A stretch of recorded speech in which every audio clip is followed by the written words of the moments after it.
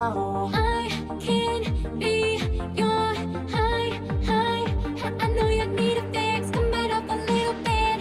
Come on, hit my body like a drug, let me feed your addiction.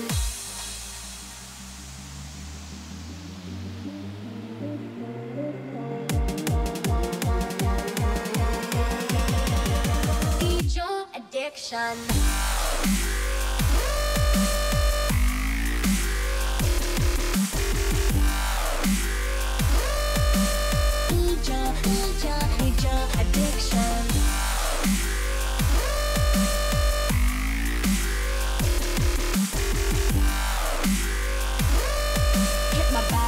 Drug, let me feed your addiction.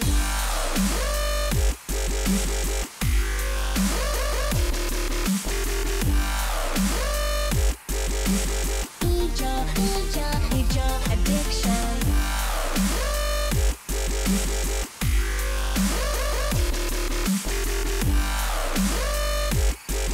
Hit my body like a drug, let me feed your addiction.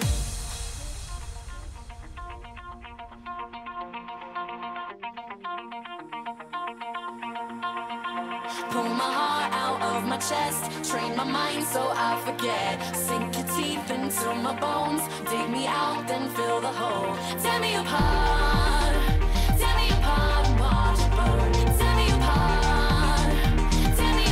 and watch it burn. All that's left is a window to my soul. Come and get it.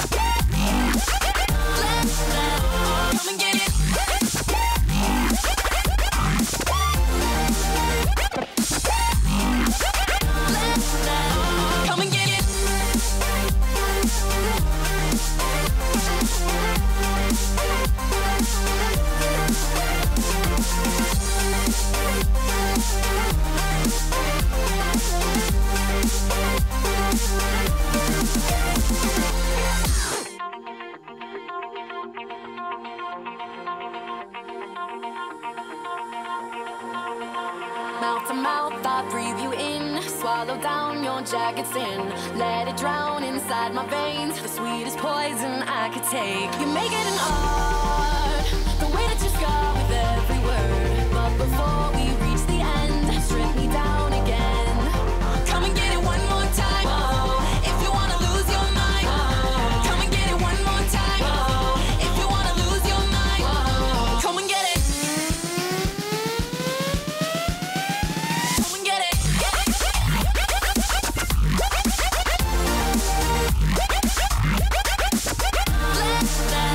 Come and get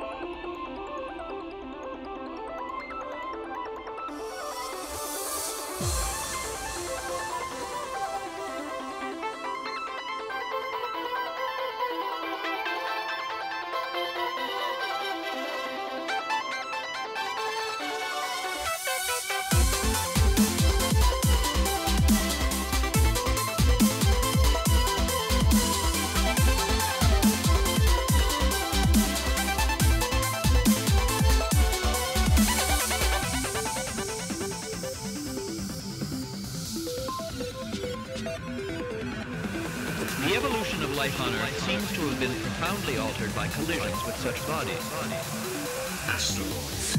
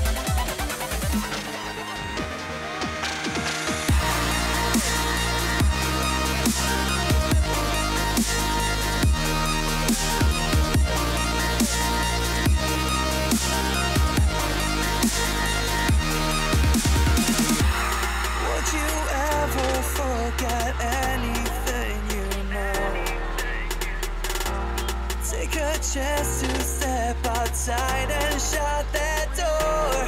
How can I say I'm not afraid to leave you alone? How can I say we'll find a way and turn around to get back home?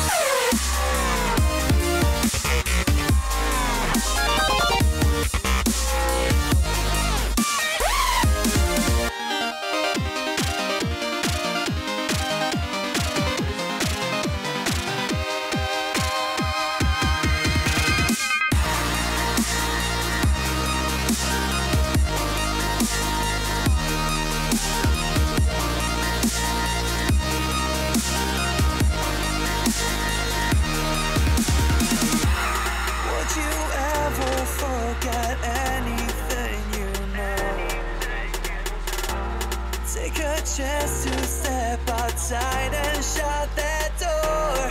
How can I say I'm not afraid to leave you alone? How can I say we'll find a way and turn around to get back home?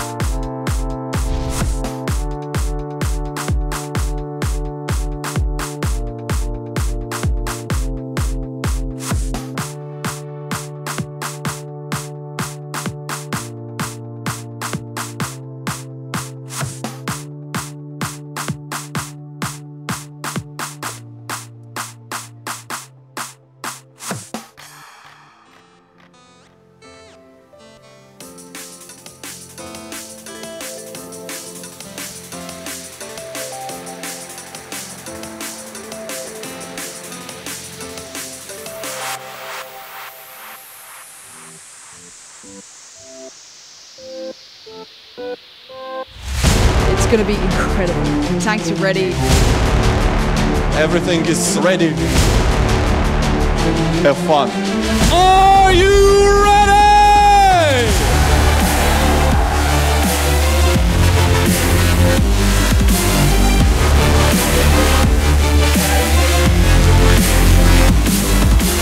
Which of these are the best?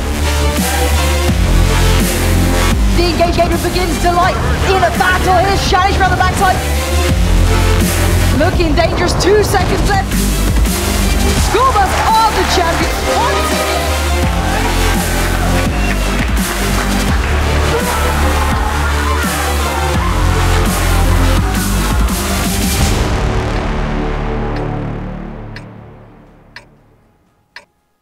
Alrighty guys, welcome back. Here we are jumping into today's first match. I'm Go4WoT if you're just joining us, and we are in today's Go4WoT Cup number 20. Time to roll out. So, good afternoon and welcome. It's time to roll out with the first game, which is MOA, Mark of Arrogant here, and they are going to be taking on No Real Danger. So let's go ahead and roll out. Of course, we are playing this first round on Ghost Town. Let's quickly run through the tanks. Nothing too crazy in terms of the picks, although NRD going with that British Tier 6 artillery. So that FE304 that hopefully will be put to good use. Very nimble artillery, if you didn't know. It's great for kind of manoeuvring into position.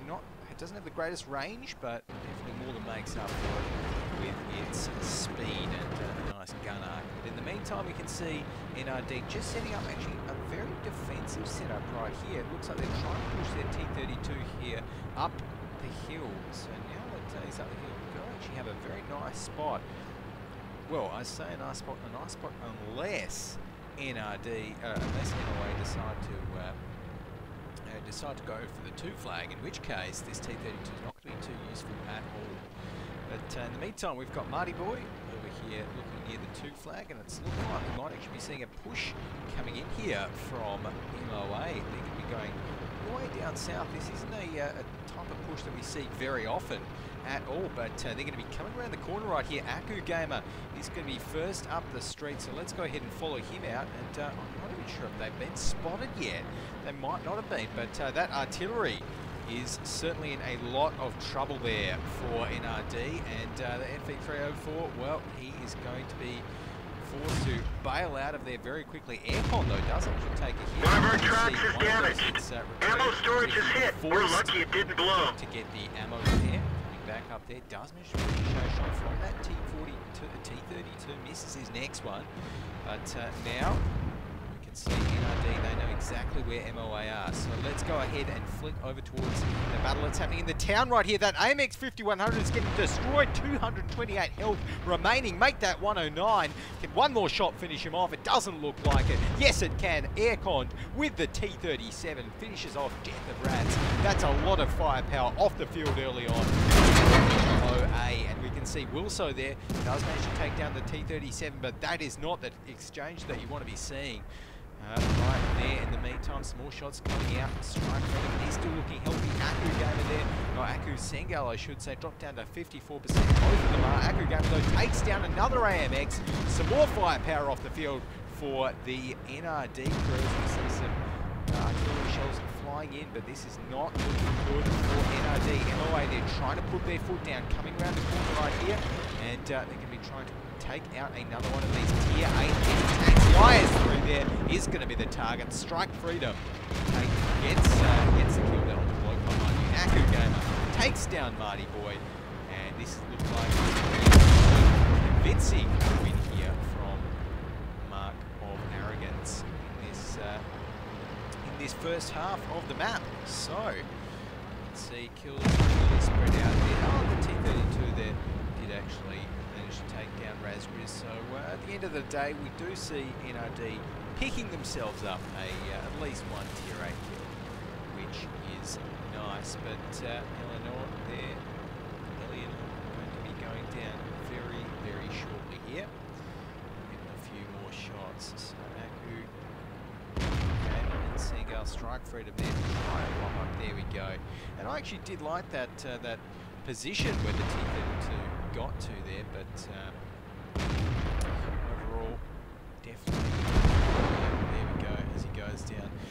definitely, I mean, that's one of the dangers, I suppose, of picking that Tier 6 artillery, is that, you know, we saw there, NRD, they had absolutely no idea that MOA were coming down that way that they did, and by the time that they reacted to it, you know, their artillery was already out of position, their heavies were already, you know, out of position. It really wasn't great. So there we go. We can see Aku Sengo there managed to take 2,000 or deal 2,000 damage, I should say. So he's got to be pretty happy about that, I'd say. Pretty happy. And it's looking like right now we will be just jumping into the next picks, I think. Yes, we will. Okay, so we can actually go ahead and jump into those ones. Okay, and let's go ahead as well and update the score. So MOA 1 up here in this first match today, and we see the next couple of picks coming in for NRD. They are going to be locking in 2 T-32s on the attack this time in Ghost Town. So getting some of those US Tier 8 heavy tanks into their lineup, which is a pretty good idea, I think. Can't go wrong with a nice T-32 in my opinion. So we can also see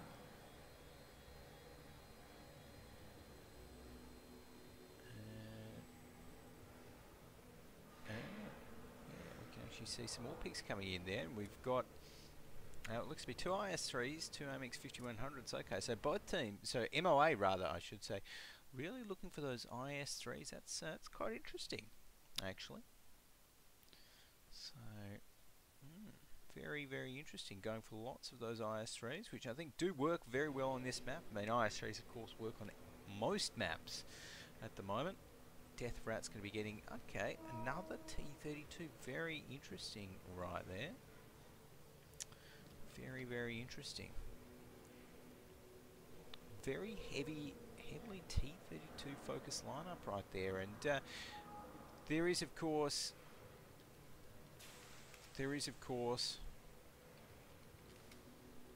a you know, a few little spots like we saw. I mean, they obviously are practiced with T-32s, or at least have a lot of confidence in using them. That's why we saw Eleanor go up on that hill there. That was obviously a strat that No Real Danger really wanted to pull off there, and I did like it.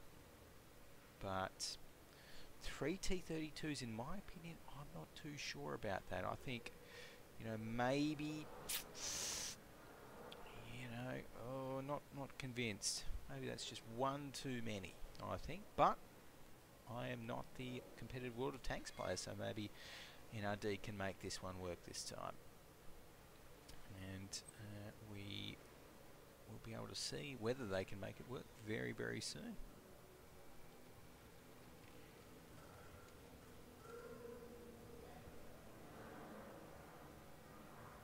Alrighty, so we've got an AMX 5100. Wow. So, oh no, that was from MOA. Okay, so MOA this time going with the FV304, and I think the FV, apart from the lack of scouting, did actually work out for NRD last time. 59-16. So going for that Chinese Tier 6 auto loading light. NRD are going to be locking in right there.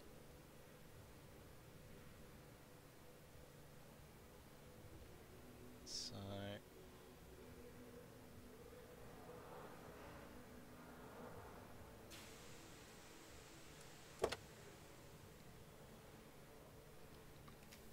alrighty, and I will change into a spectator tank, which is always probably helpful, I'd say. And we should be ready to get this one underway, I think. So, as we're just about ready to load into this one. In fact, we can also, whilst we're loading in, I think, even take a bit of a look at the current the current matchup. So right here we are spectating the first match of today. Mark of Arrogant taking on No Real Danger. And we can take a look at the nice logos here as well. MOA and NRD. And yeah, so should be a pretty interesting to see whether MOA, I should say, can take this one out. Looks like we're still getting ready.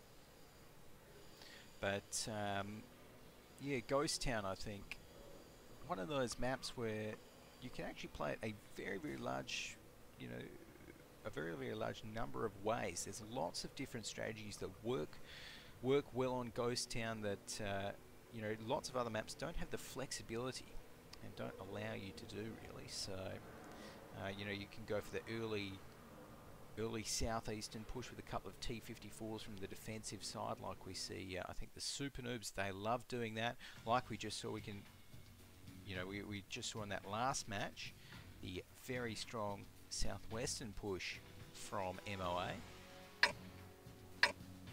And I actually wondered this time whether MOA are going to be trying to put one of their tanks up on the hill where we saw NRD or not. So there we go.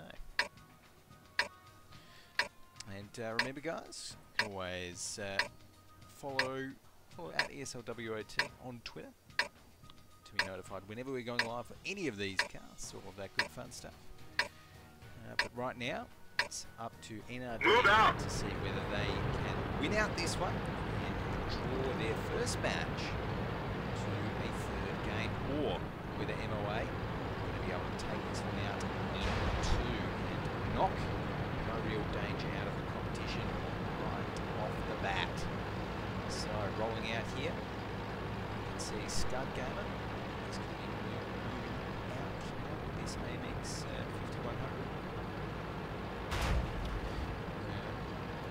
And so we can see flicking around the place, Marty Boy in this 5916. He's just going to be playing. So we might be seeing a white flag push from the looks of things here from NRD.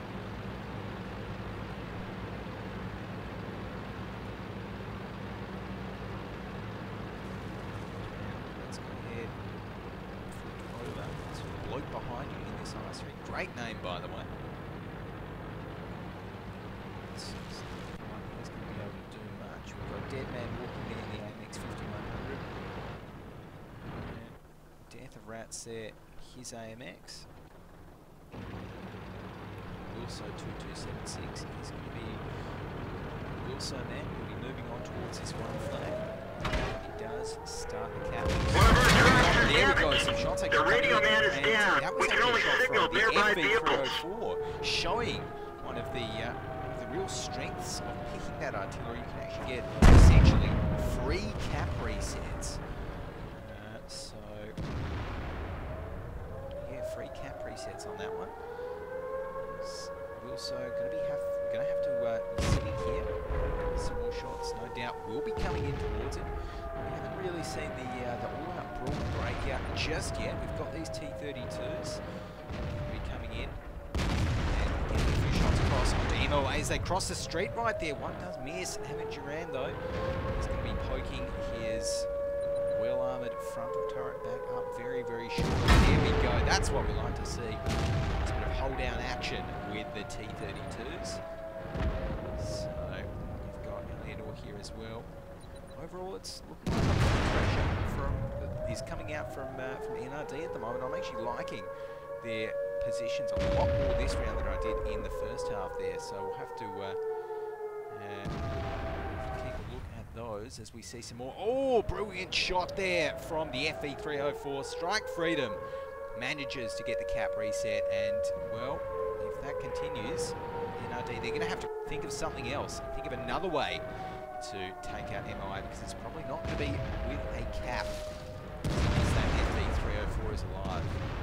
So, in the meantime, we're seeing a very controlled battle breaking out here into the streets. You know, these guys really trading, not committing to pushes. There's a nice little trade there from Aku Gamer. Managed to himself deal a hit of over 300 to his opponent in that T32. In the meantime, we see the base cap reset once again. Ricky 48 here in this T54 lightweight. He's going to be coming in towards the back of the area as it looks like Aircon is actually got a little bit of trouble there in his eyes. Let's actually flick over to him. Dropped down to 37%.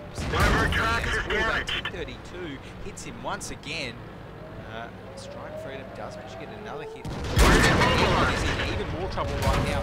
Luckily gets a ricochet off his side there. Not sure how that didn't penetrate. T32 though, and this other IS3, they are surely going to take him down. One shot from death goes down.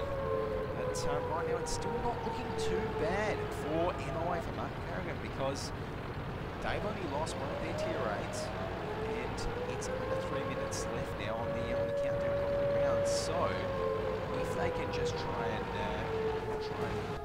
win this one out via time, I think they can definitely do that if they just keep on darting around these corners, keep on getting the cap reset with that FV304. Let's get really Scud Ganado might be taking a lot of help.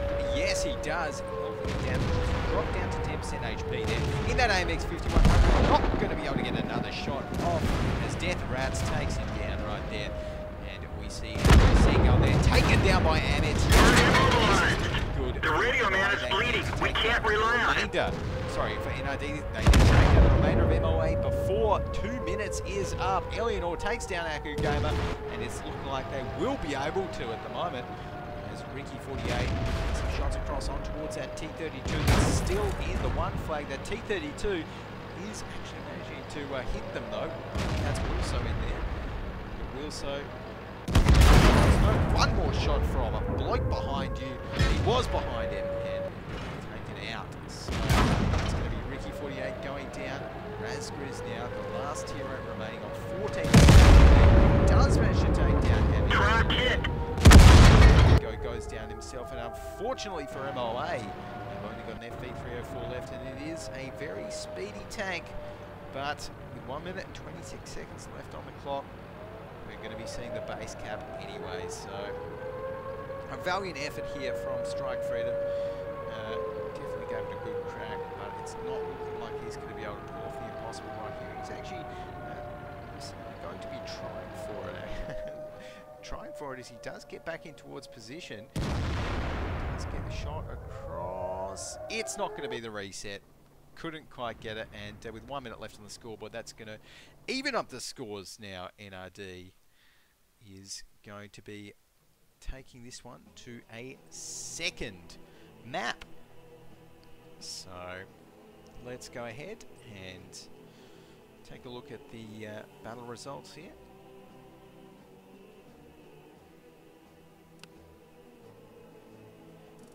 So we've got Aku Gamer up there on the top for MOA, 1.8 thousand damage, but on NRD side, look at that, what a blinder Eleanor just played in that T32. 3,000, over 3,000 damage, in fact, so very, very impressive numbers there.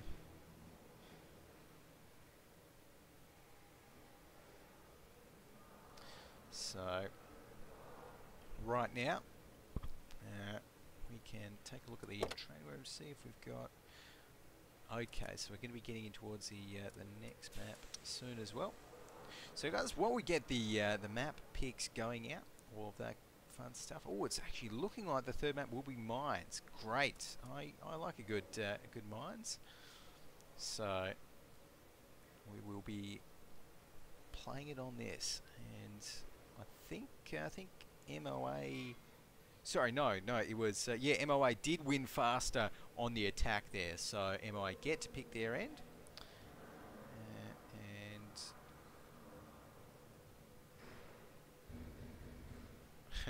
Death Rat saying good point in chat there, but you want defense? I think defense is. I'd prefer defense on mines, to be honest. Just you do get up towards that hill slightly faster, and really mines, even after a year and a half of competitive play, or maybe even 2 years of competitive play, I want to say, you know, that hill is what mines is all about. So definitely want to be getting up on top there and taking that one. So in the meantime, have we got some picks? No picks coming out just yet.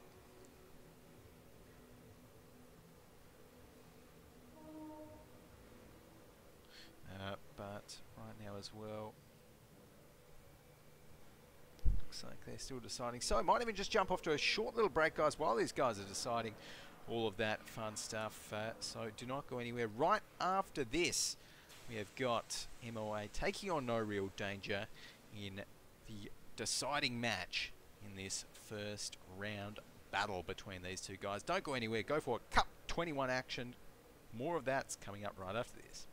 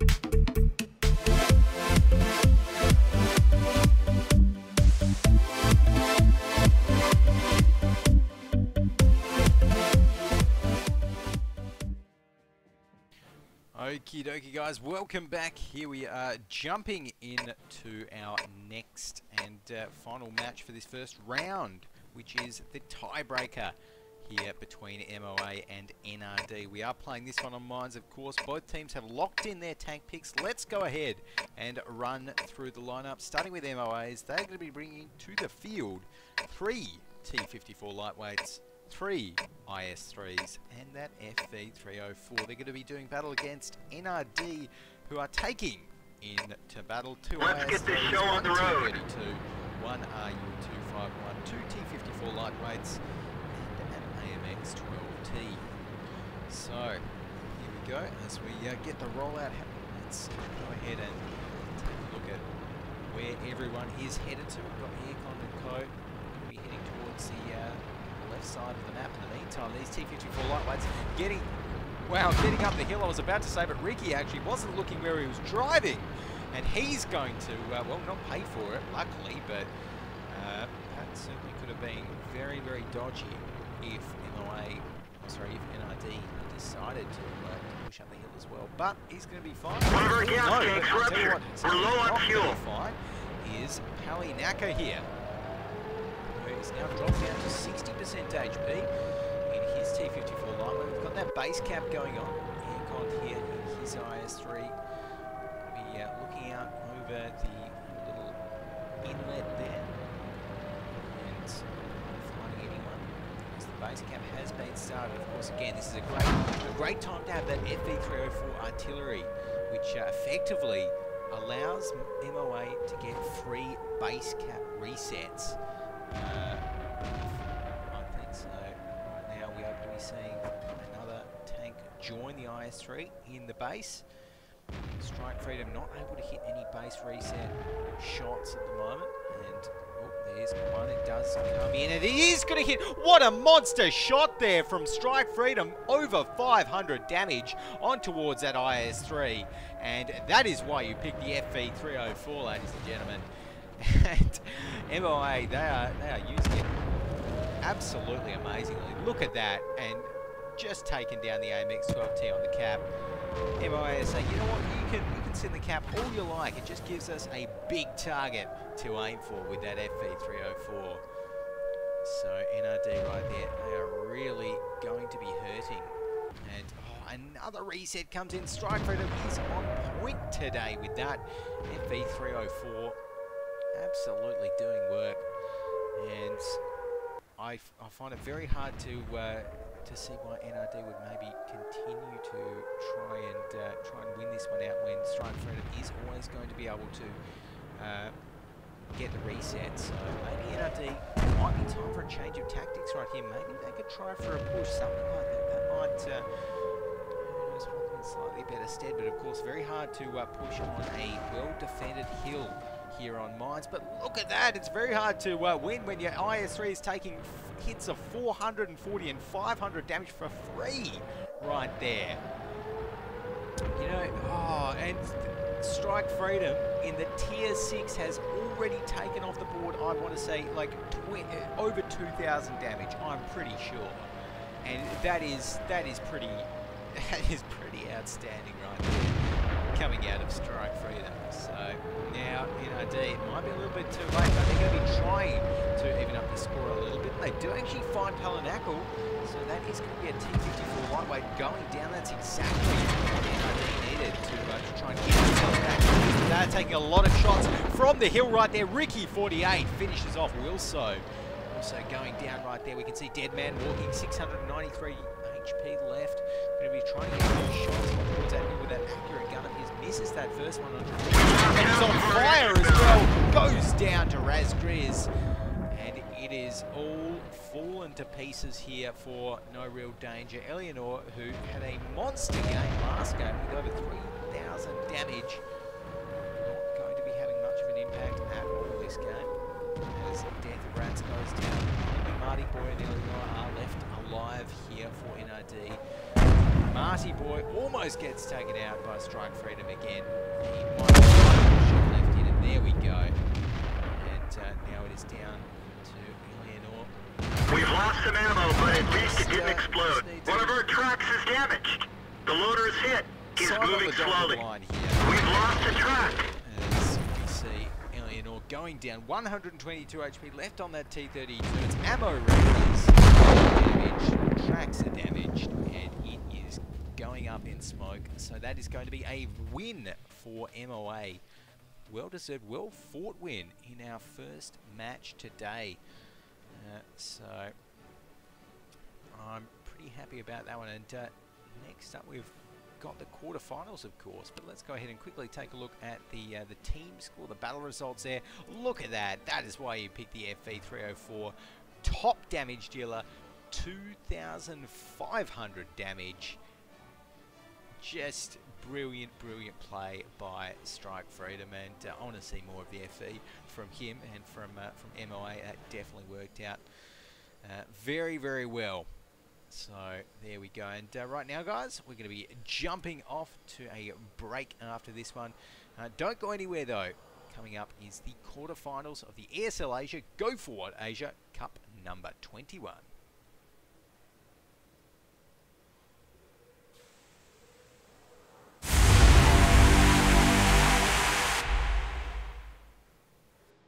Ladies and gentlemen, we're here at the Sofia Events Centre in lovely Bulgaria, about to kick off day one of the WGL EU Season 5 Finals. Huge games to come.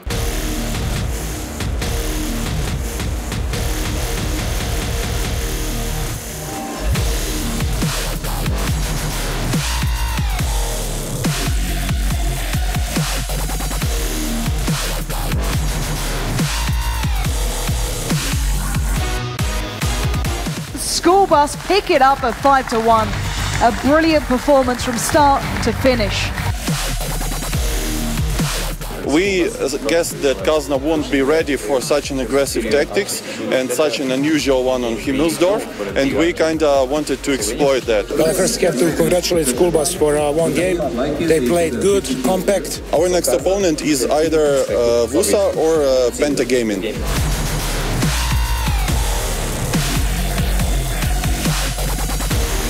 But Novak's last man standing, WUSA on the verge, pick it up, 5-1. We wanted to revenge, and we really prepared well for this match, especially for this opponent. We didn't play well, the focus fire was really bad, that's why we lost Ruinberg. First deaths are done, I think now it will be only better, so I hope now we can win.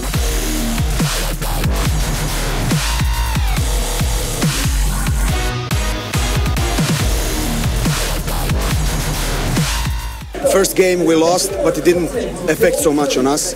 Mood was still up, we were still focused, still concentrated. Some games were close right now, but we managed to pull them off on the decider match, and that's what counts.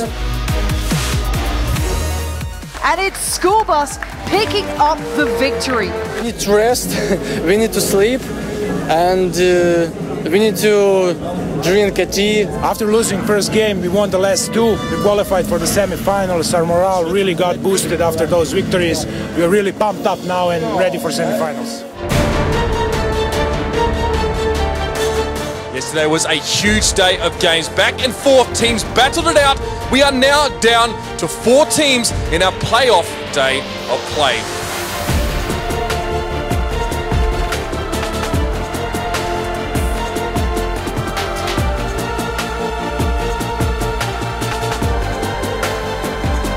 They've beaten Virtus Pro.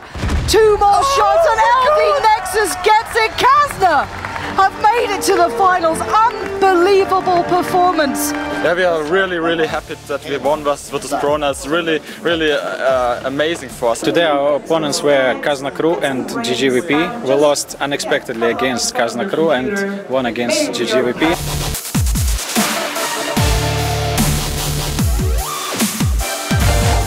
We have just won GGWP, nobody trusted that we would do this, and now we're in the finals with Kazna Crew. It's gonna be hard, but it's gonna be good.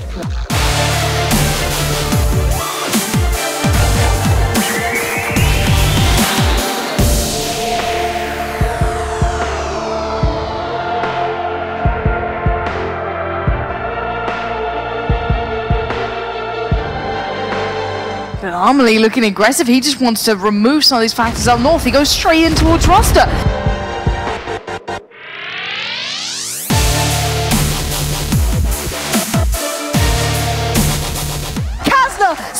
points away from winning the Season 5 Finals. Benzo takes him down. Kazna Crew pick it up in the final round. Well, you can say we became better and better. You saw on day one we really struggled against School Bus. Now it was a really even match. But yeah, we won it in the end because we became better and better over the tournament. Thanks you guys for supporting us, and Kazna smash!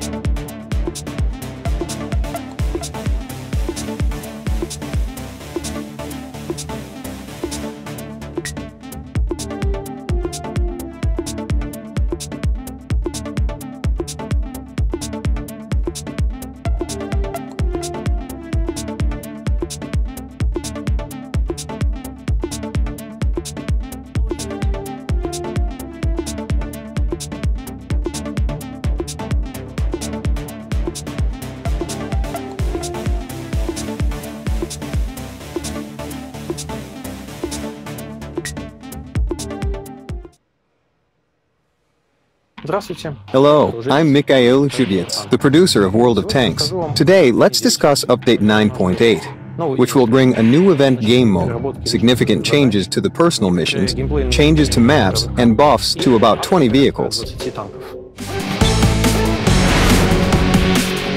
Some significant changes were made to personal missions in this update. Many missions were either reworked or rebalanced on the basis of the statistics and player feedback. In particular, playing in a platoon won't be required to complete platoon missions. What is a battle performance badge? This is a battle interface element that is already used in our other projects. It displays the effective and useful actions of players in the battle, for example, causing damage, spotting, destroying enemy vehicles, or capturing the base. What new features will be added to strongholds? Previously, stronghold battles were fought using 2 teams of 15 Tier 10 vehicles. Now, when your stronghold is level 5, 6, or 7, battles will be fought using teams of 10 Tier 8 vehicles instead. How will maps change? The Comoran map will be removed from random battles. Hidden Village will be limited to low-tier battles. Also, a number of gameplay improvements and changes will be made to the maps Siegfried Line, Karielia, Sand River, Airfield, Westfield, and Moravanka. What changes will be made to vehicles? In this update, we will improve the characteristics of several vehicles that were falling behind statistically. More than 20 vehicles will be buffed, including the T30, IS-8, and IS-7. What else should players expect? Besides everything else, we'll add the ability to create a platoon in battle and invite other players to join it.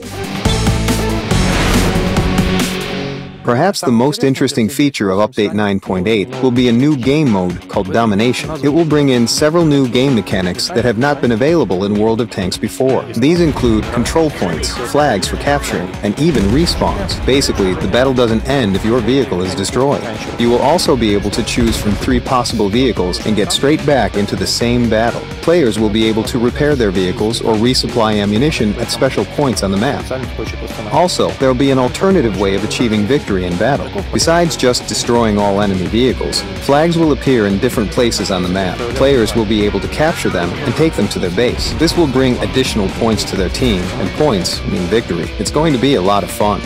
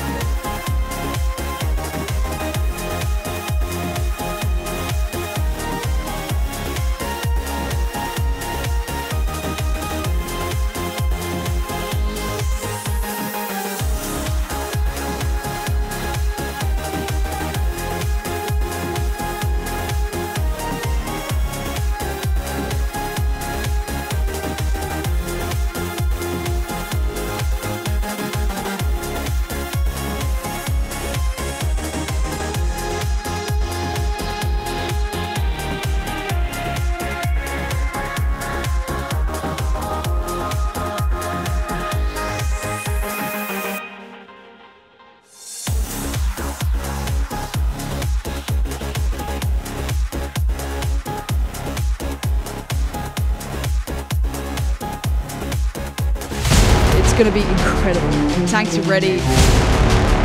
Everything is ready. Have fun. Are you ready?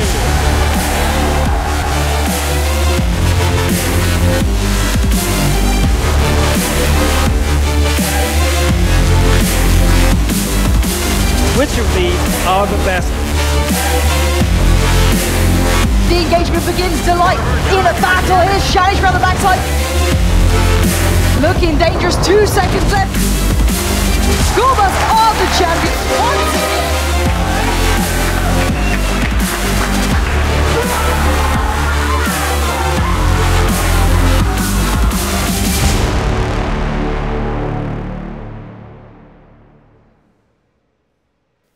Okay guys, welcome back. Here we are just about to jump into our next match. This is of course a quarterfinal here today between the SuperNoobs and the Saigon Tanker Club. I'm Go4WoT if you're just joining us, and it should be a pretty good one today. A pretty good next match, I think. We'll have to wait and see what comes out of it, but we will of course be playing it in Lakeville of all maps. So yeah, there you go. I'm always partial to a nice bit of Lakeville, I think. But right now the teams have readied up. They've, yep, picked their tanks, all of that good, fun stuff. And they've also, well, they've also locked in their teams. So let's go ahead and read through those ones, I think, as we load into the map. Where are we?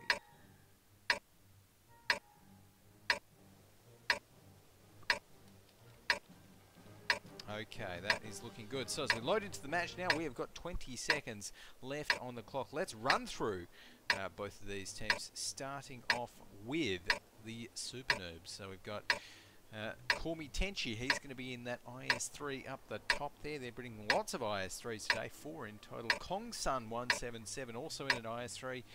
We've got Felicia in an IS-3 here. The last in an IS-3. NT Lock is going to be in this T54 lightweight though, as he's Ricky. We've got again in that AMX-12T here. On the other side though, they're going to be doing battle against Kuro Nekos in the AMX-5100. Life or die in this IS-3. Mr. Fun in the IS-3 here. Night Foz in the IS-5. Oh, and the IS-5 actually was taking a shot right then. Doesn't quite. WoT of Tanks being T54 lightweight being driven by Street Ghost. And last but certainly not least, we've got a Hummel. It's been a long time since I've seen a Hummel picked in competitive WoT of Tanks. They used to be the best starter. You'd always pick a Hummel back in the day. But yeah, there we go. Seeing it back in action again brings back memories. Right now we're going to be seeing a fight breaking out here in the city. We're at Lakeville, and that IS-5 there, Mr. Funky, is in a lot of trouble. Frontal armor not protected. 99 HP. And Zed actually taking down Call Me Tenchi right there. So, too happy about that one. Some more shots coming out here of the SuperNoobs rather, but they are already down by this. Good defensive work coming out of the SGC guys. Ready, but seeing some good shots traded right back there. And the SuperNoobs, well, one of them has already gone down, but the other three are on 100% HP in the town here, so they're looking very, very good. So they're doing a nice job at side scraping. SGC, they're actually running a little bit low on the old hit points as well, unfortunately. It's in there, 299 HP on the IS-5, 467 on one IS-3, 219 on another IS-3, and 375 on that AMX-51. See here, always says IS-3's push up. That is in. That's one more shot, and this IS-3 will be going down. Not looking too good as does manage to back out of there from the looks of things. But in the meantime, you can see NT Lock. He's actually doing some work in the middle of the map here, taking down Street Ghost, and now he's going to turn his attention to the RU-251 WoT of Tanks. And gets a shot across on towards him. Dropped down to 400 HP. NT Lock there.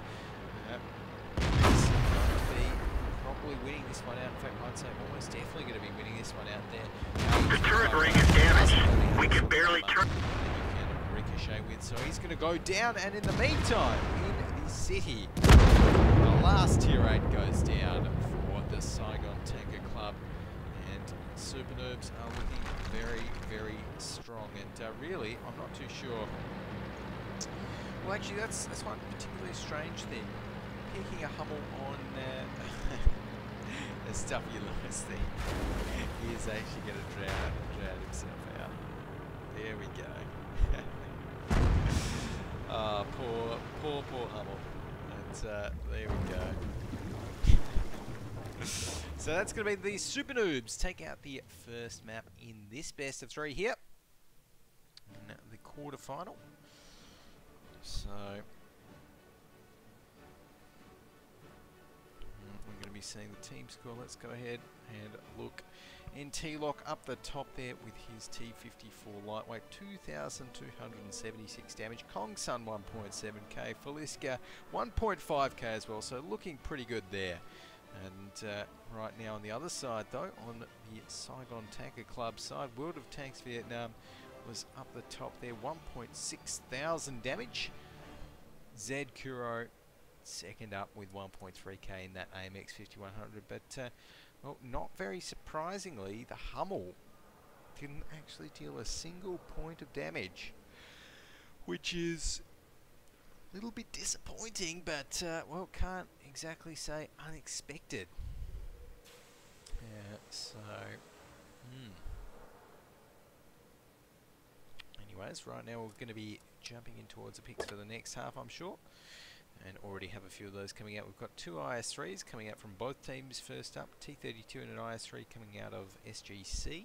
Next, 254 lightweights coming out of SuperNoobs. So some pretty standard picks there, and really the Hummel, I'm not too sure what they were going for there. Like, yeah, really. I mean, I don't personally think Lakeville, I don't personally think Lakeville is a particularly great map for artilleries anyway. You do need something like a Hummel to get all the way across there, and FV is probably not going to make the distance across the lake. But, yeah, strange. So, yeah, right now, going to be getting some more picks in. And we've got an M41 and IS2 or regular IS. I'm not entirely sure what they've actually just picked there. I'm going to go with a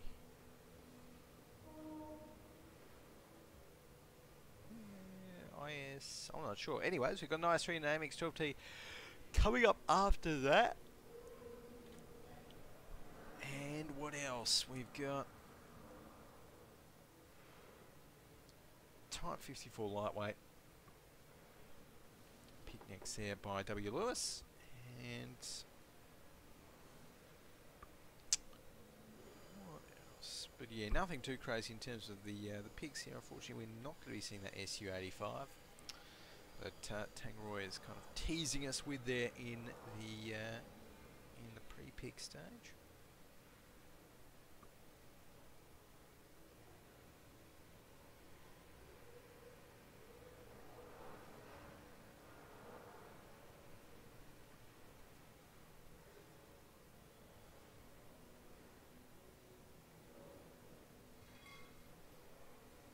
We've got another T54 lightweight as the last pick from SuperNoobs. So there we go.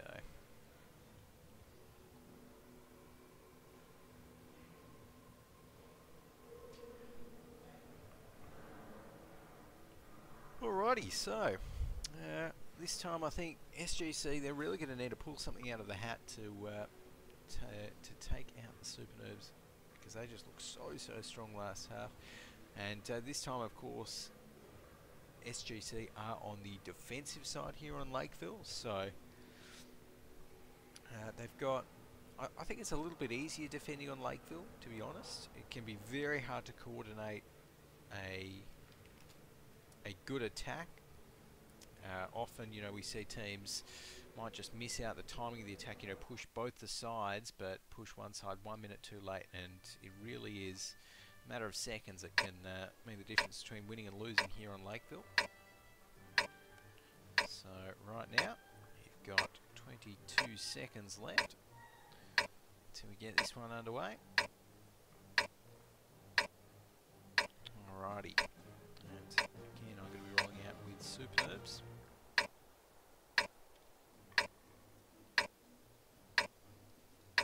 And seeing what they can do with their fairly mixed lineup. I mean, again, let's get this show on the road. Lightweights, they've got the 3 IS3s, so much a mixed bag, and I would almost be expecting like a split push here, maybe sending their T54s over down towards the 2 line and sending their IS3s to push through the city to see if they can make that work. We'll have to wait and see whether that is what they do or not. Very well not be, but in the meantime, pushing up. So Tang, the T54 lightweights will be looking to head towards the middle there, but besides not to. Still just moving over the hills there. And we've got Ricky is going to be with the rest of his team. The last as well as this three. So it's looking like SuperNoobs very, very keen to push this to the right. I think some shots actually already exchanged right there, and we can see T-Lock is actually going to be pushing in, so you might see the hard push coming in very, very early this round out. N41 Bulldog misses the first shot, and T-Lock hits his, so Tangeroy wants to get in on the action as well. Comes around the corner, gets another shot into the Bulldog. Sun Bao takes him out. These T-54s are a wolf pack at the moment, taking down the tier 7 tanks of Sun Bao, though. Oh, my drones are down. We have to hand crank the turret. For it. Drop down to 24% HP, just like that. And T-Lock right now as well in this T-54 lightweight. Almost getting a shot towards that IS. Doesn't quite manage to though. So right now we're seeing two of the IS-3s from the SuperNoobs push up there as well. And oh, Call Me Tenchi is in a brilliant spot right there. Oh, misses the shot though. He's going to be kicking himself for that. He gave a good try, but really misses another one right there. That's actually a lot of damage that Komitenchi has just missed, and we can see the IS-3 and two IS-3s coming up towards him to try and take him out here on the hill. He does manage to take down Zed Kuro though. A bit of play. Komitenchi there does take a shot, 428. He's going to try and respond.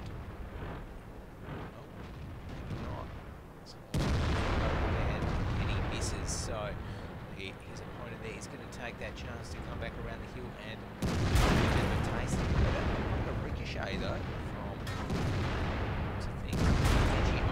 ricochets. In the meantime though, let's flick over. We can see it is carnage over on this one flag right here as the SuperNoobs just taken down W. Lewis and World of Tanks Vietnam. So the only tanks remaining on the SGC lineup are those three IS-3s, and the SuperNoobs off in quick succession right here. Ricky gets one more shot, takes down Mr. Fung, and Spring Ghost and Life or Die left. The last shot doesn't actually quite penetrate though. Life or Die managing to take out the tank before he goes down, but one more shot enough to finish him off.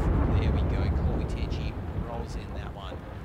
So 7-1 is the scoreboard when it's all said and done there.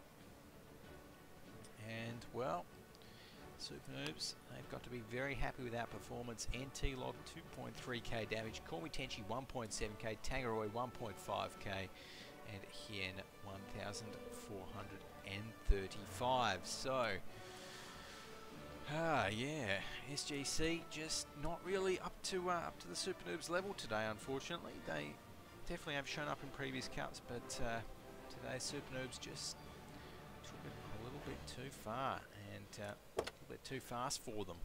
So GG's. And guys, that's going to mean that we're going to be going off now to another short little break with the SuperNoobs taking out that quarterfinal. Might even see if we can jump into any of the other quarterfinals that might still be being played now as well. So for now, don't go anywhere. We'll be back right after this.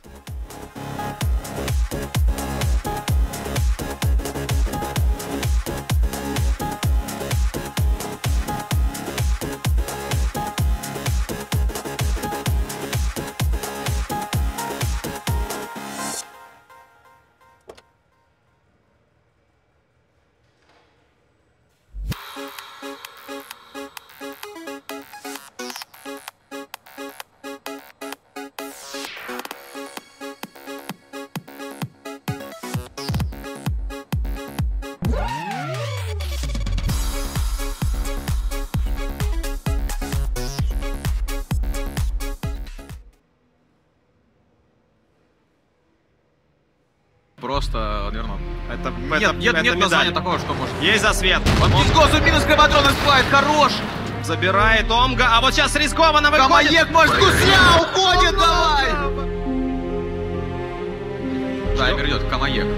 Сейчас Свет не видит Громадрона сбивает захват базы, промах из Камаека, хорош! Хорош, это уже ничья, не успеть захватить базу, просто!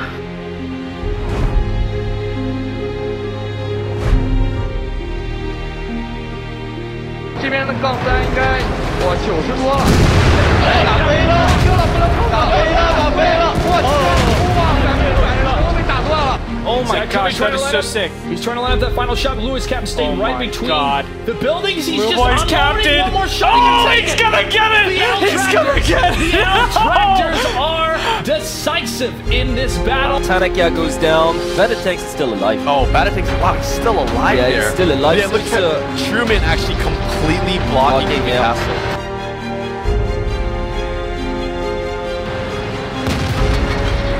Take down Batatex if he gets the angle here. But look at that moving castle. One more shot's gonna take care of him. Yeah, moving castle goes down. Да, вот на базу получает неплохо Стреку. 200 урона с поджогом втащил. Хорош, 400 урона. 500. Сбили весь захват. Лакершит получает от Ноника. Стреку еще раз набрасывает Нонику. Хорош. Выход есть, отлично. Стрека снова дает урон. Сколько же там урона у Стреку? Сумасшедший ты первый. Сейчас его задавят. Да, давят. Он выживает. Пытаются придавить его. Минус 69-ка в исполнении Нойсона. И выходит. Да, это победа. Это победа. Поздравляем. Oh my gosh, Hornsby still trying to keep this alive here. 5 more seconds and he's reloaded.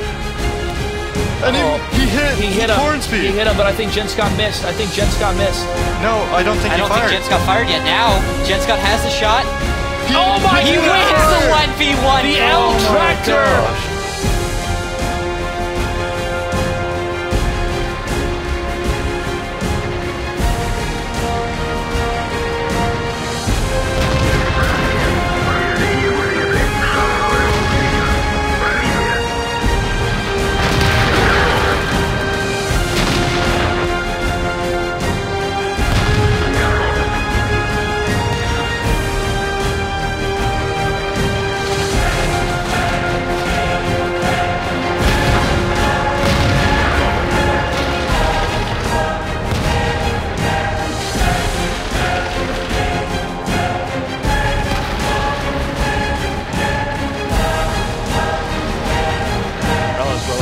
He does. He's in the 4-1-6. Oh, he misses. Up. He misses.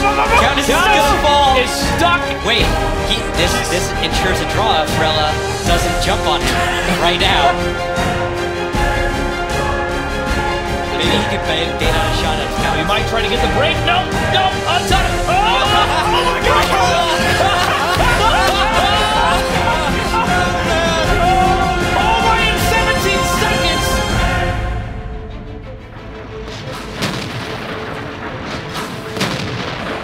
Can he really do? Whoa! He's going to shoot him here in this engine. We could have got a T1 kill here. Red Bull getting low. That's going to be shot down, but the turret may be out of position.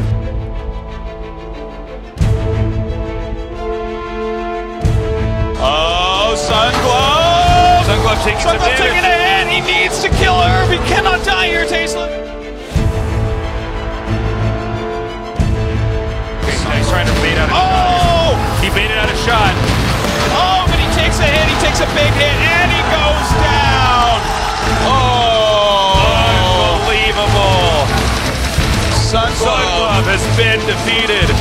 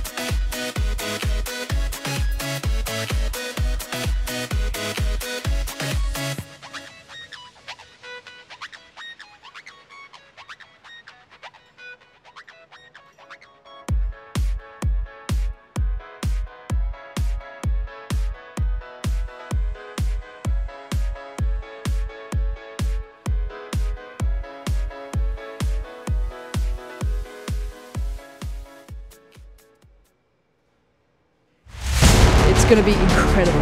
Tanks are ready. Everything is ready. Have fun. Are you ready?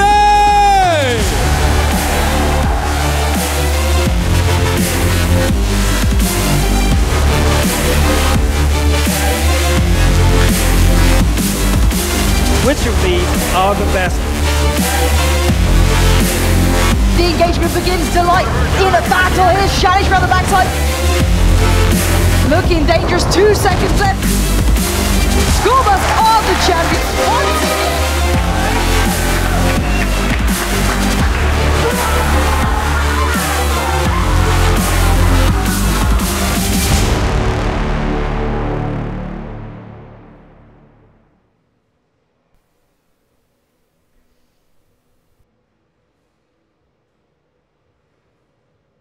Okay guys, welcome back. Here we are just about to jump into our next match for the day.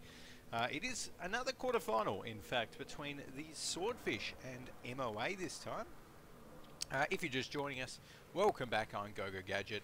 We've seen some great tanking today, but I think this one should be a pretty interesting match because both of these teams, they both won one side on Lakeville that they played. So 1-1 apiece at the moment, and it is do or die here for both of these guys in the tiebreaker. And they've also locked in their tanks. We're not seeing, well, we're not seeing anything crazy from the Swordfish, but MOA, right there, they're not disappointing. They've got the RHMB, that French Tier 8 tank destroyer, which I love to see here on Himmelsdorf, and I'm really hoping that it does well. So hopefully it will.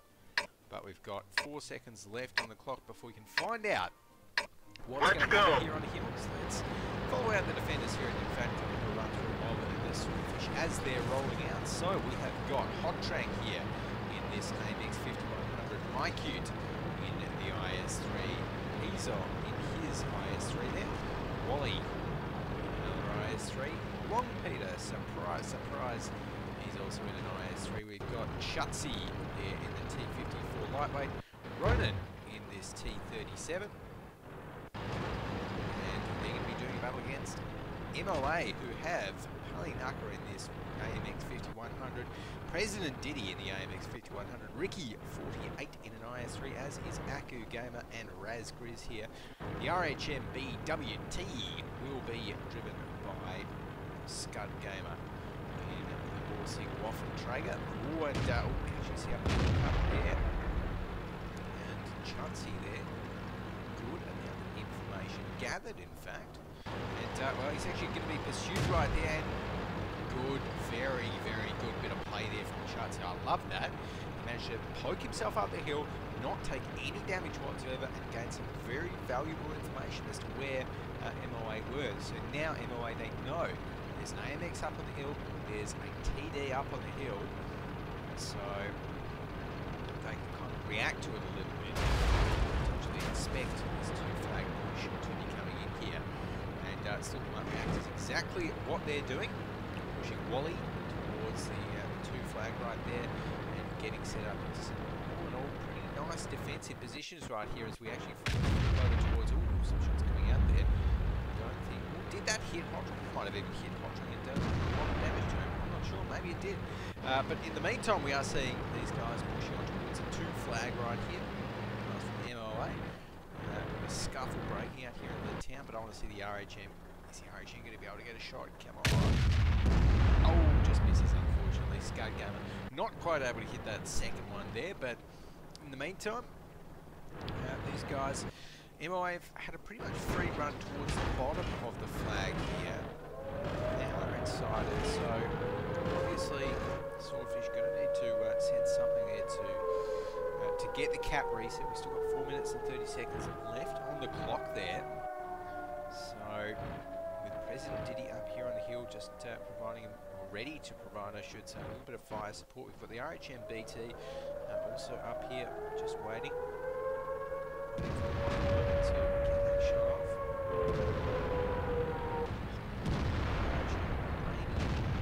We get a shot on towards Chauncey right there. If Chauncey stays still, is he able to? No, not quite. But in the meantime, though, let's take a look at the two-flag. That's where the action's happening. We can see these IS-3s here getting pummeled a little bit. So the IS-3s of the defenders, MOA as well.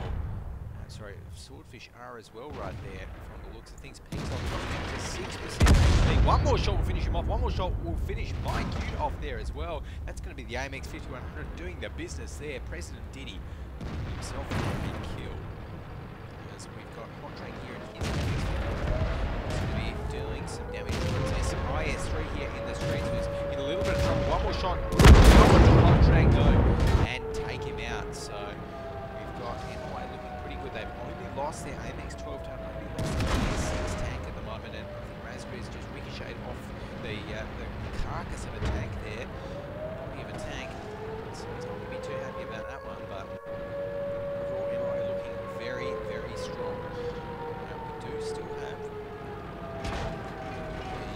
the Swordfish here in the cap, so they are able to get this cap reset. Chauncey just picks up one. This is okay. This is more along the lines of what the Swordfish need. Oh no, the T37 just goes down from the Swordfish right there. Base cap is out on 75, 76 at the moment. Brilliant. Coming around, does get the reset. That's exactly what he needed. So we've got these 3 tier 8 tanks left against 5 tier 8 tanks on MOA. But getting the reset. More than that though, they need to 5 power off the field. I don't think they're going to be able to though. Peter. One of our gas tanks ruptured. We're low on fuel. We're immobilized. Maybe wait a small amount of time before he goes to the track. No, the RHM isn't even up. Unfortunately, Chauncey's still alive, but the base cap will be coming in. 2 minutes left on the clock until we see that one coming in here for the Mark American crew. Chauncey there might actually even try this. I'd love to see the RHM actually land a shot right here. Come on. No, not going the ISO, the Razgriz lands a shot. There we go. Finish him off. So with a base cap, full team wipe, 7 kills to 3 in the end there when it's all said and done. So it's going to be a win to mark off Arrogant. Well played. And we can see up the top there, President Diddy in that AMX 5100, 2.6 thousand damage. He's got to be happy with that. We had Long Peter on the other side, 1.5k. So overall, you can see MOA progressing on towards the next match there. So they're going to be heading in towards the semi-finals against the winner of SuperNoobs and Saigon Tanker Club, which, as we saw, was the SuperNoobs. So there we go. We will be maybe doing that one next, maybe doing the other semi-final. I'm not too sure. All I know is, guys, that we've got some more top-tier tanking action coming up. Do not go anywhere right after this break. That's coming up.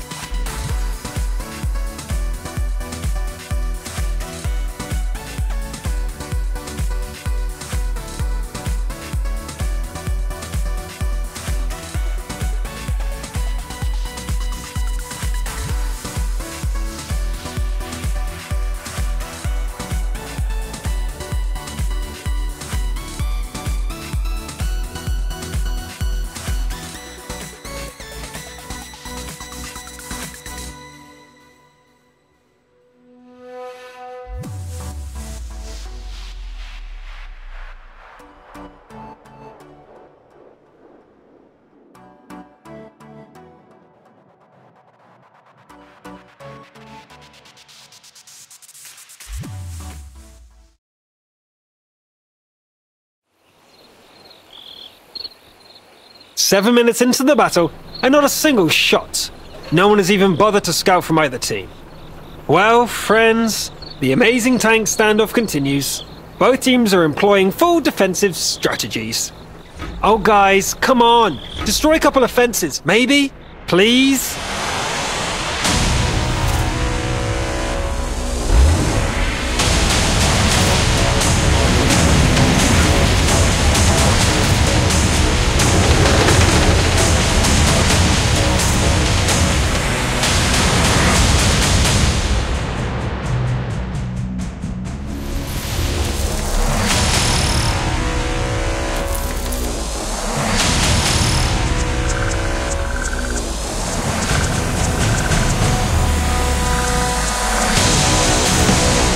And the cap is on, the 90 goes for a proxy. The attackers put a lot of tanks in the northern base, we see defenders reacting. Arty! The Arty reduced the cap, but no time to rest. Look at the action of the other cap. The OTTB is about to destroy a 110. Oh, just a little too short. The action just isn't letting up. The ice goes down and the 5100 is almost finished. Yes! Both teams' tanks are falling like dominoes. The 5100 goes to the 90. They exchange shots. The 100 bests him. The IS-3 has to get the 100 before he can escape to reload. And he does! It looks like the 110 arrived just in time and can finish off the IS-3. But the T-49 from behind! It's a monster! Now it's one-on-one. T-49 versus Arty. HPs are low. He spotted him!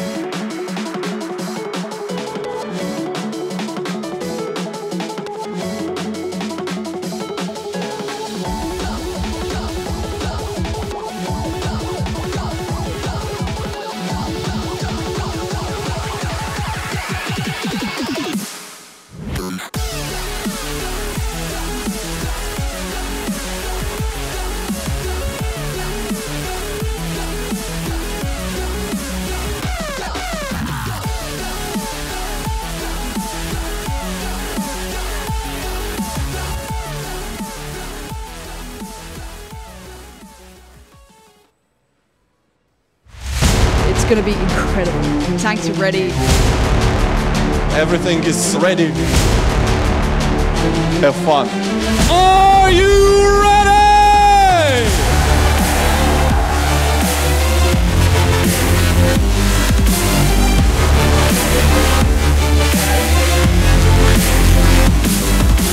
Which of these are the best?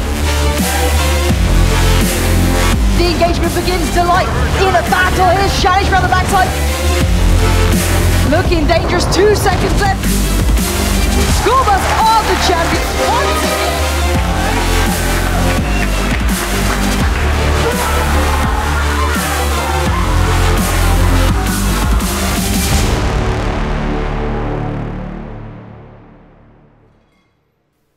Alrighty guys, welcome back and good afternoon. If you're just tuning in, I'm Go4WoT and today we have been covering the ESL Asia Go4WoT Cup number 21.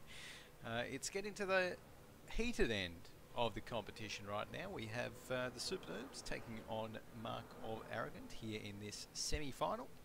And we are going to be playing this one on Mines, of course. So let's go ahead and run through what tank picks these guys have locked in so far. So, SuperNoobs are going to be playing the defensive side here on Mines, and they started off by picking 2 IS3s. MOA picked 2 IS3s right off the bat again. We had SuperNoobs and MOA again, just ditto each other's picks. 2 T54 lightweights apiece. SuperNoobs going with another T54 lightweight, another IS3, and a Hummel as their last pick. MOA going with 2 Bulldogs and a 1390 as their last 3 picks. So pretty interesting all around.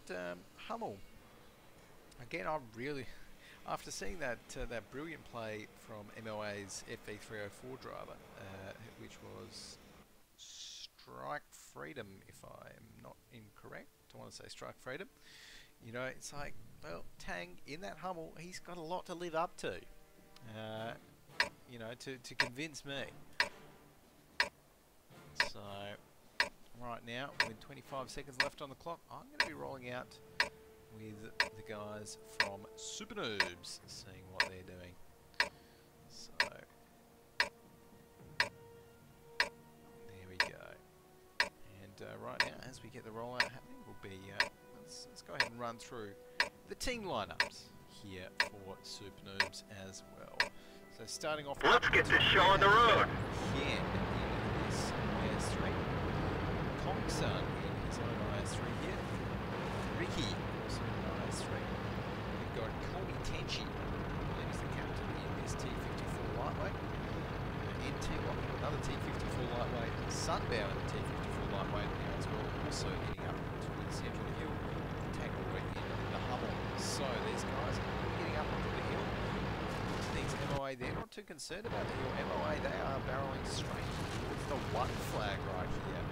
Interesting move. This is not a sort of rush or sort of push that you see particularly often at all, but it seems like they might be trying to catch out Ricky right here. Ricky in a lot of trouble suddenly, although they might not be continues to miss those shots. There we go, drop down to 35% HP. The Hummel actually does manage to take down a Bulldog in the meantime. Great shooting there from him. As it's looking like one shot from death. Track hit. SuperNoobs, they've got the first 2 kills right here. Whatever Taking track down is damaged. and the Bulldog. SuperNoobs, they're using the other tanks to protect Ricky. Brilliant shooting from the SuperNoobs, brilliant bits of play. And oh my goodness, it's all gone terribly wrong for Mark of Arrogant here. They've lost 4 tanks, 2 tier 8s, 2 tier 7s, and they're only left with 2 IS3s and MX 1390 on the battlefield here. So it is really to make at all in the slightest right here. Raspberries, he's resigned to his flag. Tracks up. We're immobilized.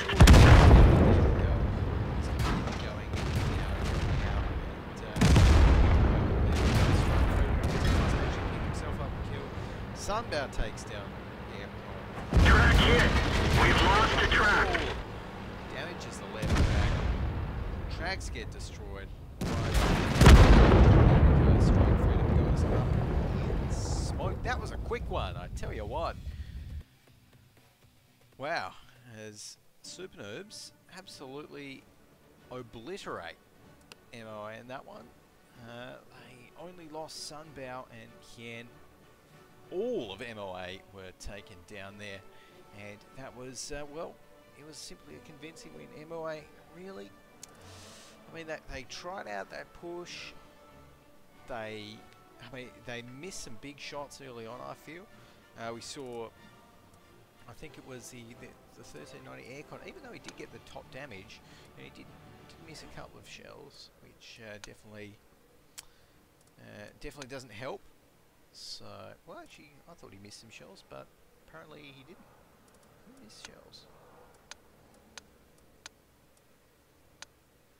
Maybe MOA didn't miss shells. Okay, well, never mind then. But the Hummel there, 545 damage. That was straight on towards the Bulldog there to close out his, to take down the Bulldog very early on. So there we go. Now jumping into the picks for the next half of this map here on Mines. Looks like we've already got some IS-3s coming out of the place. Definitely going to be expecting MOA to bust out their FV304 here, and I think this is where they're really going to be comfortable.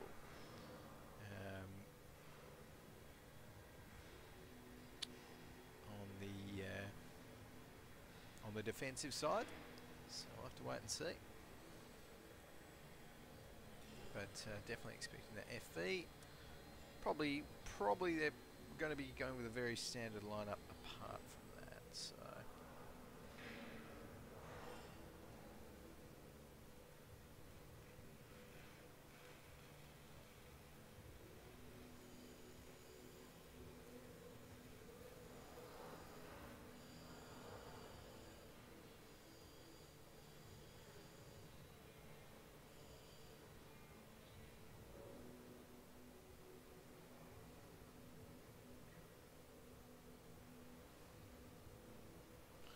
Alrighty, but right now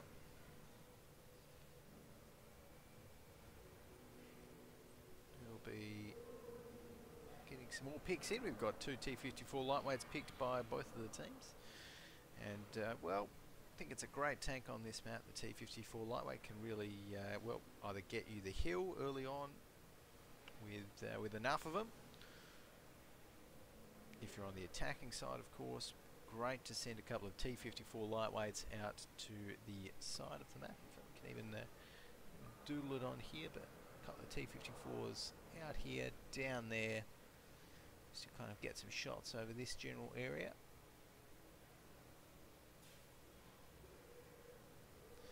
And so T54 is definitely expected in this lineup. I don't think the SuperNoobs will be going with...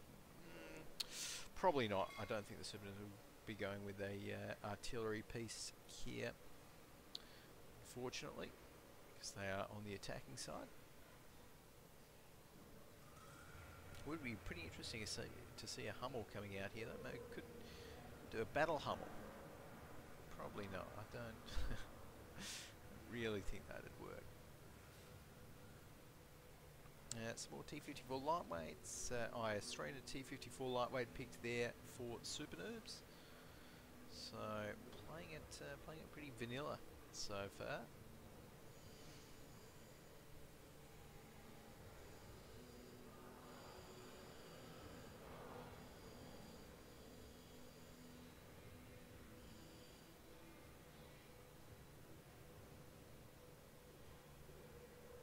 What else we've got? An FV304 picked there by Aircon.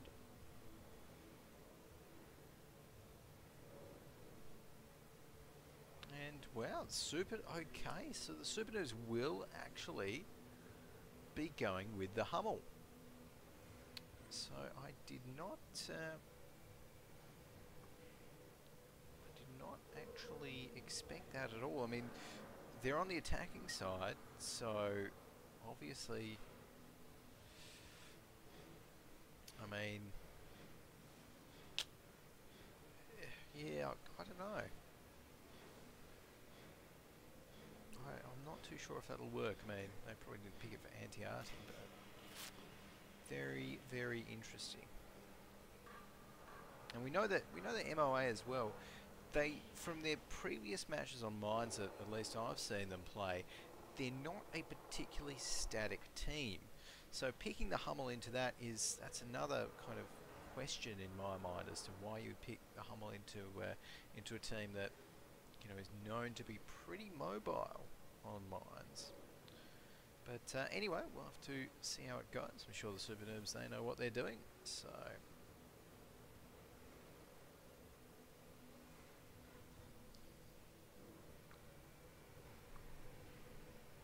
alrighty, got the Hummel, and we should be just about ready to go once all of MOA have readied up.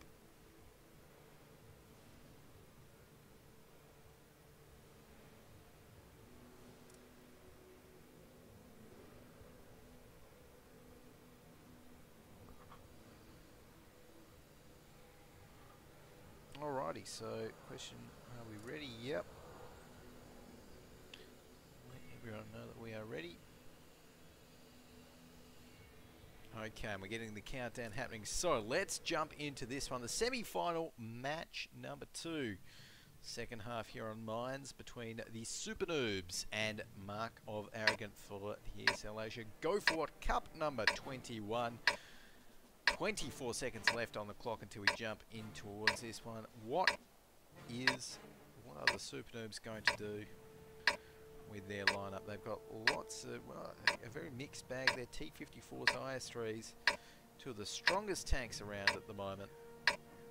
If not the two strongest tanks in general around at the moment for competitive play. 1 second. Time to roll out. Just going to be going towards early on. So like tank. It's going to be okay.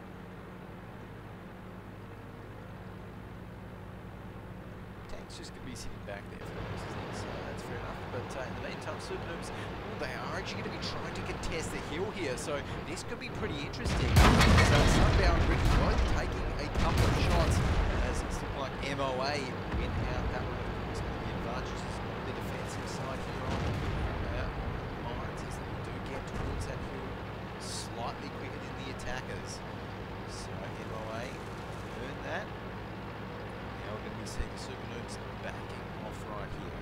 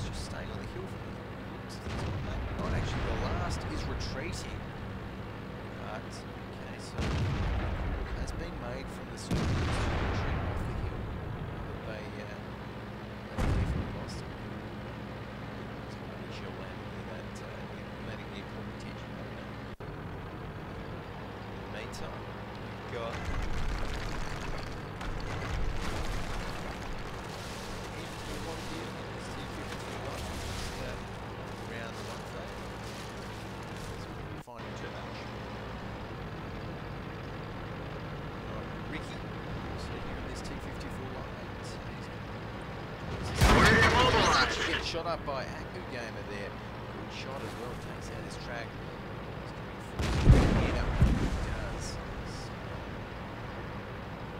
go get some follow for now. It was a big shot actually for the FP304. Brilliant shot from Strike Freedom. Landing onto him even on the move. So you can see Strike Freedom is a machine right there. That onto Ricky. Of trouble himself. Let's take a look at the battle that's going on the hill right here. We're seeing the push coming in from MOA. They're trying to seal the deal onto the SuperNoobs up here. MOA, they've already the first 2 tanks to go down on the MOA side. They finally get one back in response. One of our tracks is damaged. Gets taken out. That's going to be Ricky earning that one. Back, we can see Sunbound looking out a little bit as well. Yen taking down Aku Gamer. And now MOA, they only have 3 tanks left, and it's not looking good SuperNoobs fairly healthy as well. Here takes down another one. And the T54 goes down as well. So the SuperNoobs, well, they're going to be taking out this one. Unfortunately for Strike, he gets rammed to death. So he's going to be going down. There we go. So SuperNoobs with a well-deserved win there. Very convincing 2-0 on Mines, but it's not all over yet for MOA. Of course, they're going to be playing in our third place final for today's competition. So we've got Aku Gamer up the top there for MOA. He dealt 1.8k damage. SuperNoobs, though, call me Tenchi, 2.3k in that IS-3. And you know what? The Hummel did actually work pretty well, so can't complain about that one. But there we go, GG's. And right now it's going to mean that we're going to be jumping off again to a short little break, guys. Do not go anywhere after this. We'll either be bringing you another semi-final matchup or the third place final between MOA and the loser of the other semi. Don't go anywhere. Be back soon.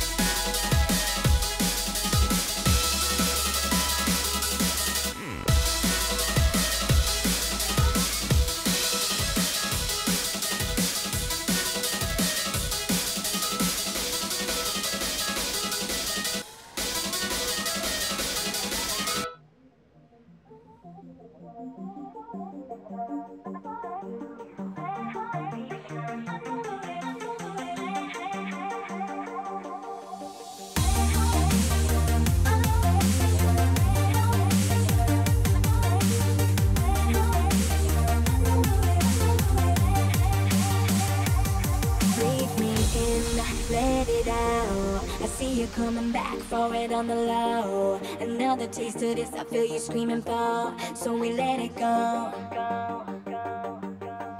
Just put it on me, put it on me.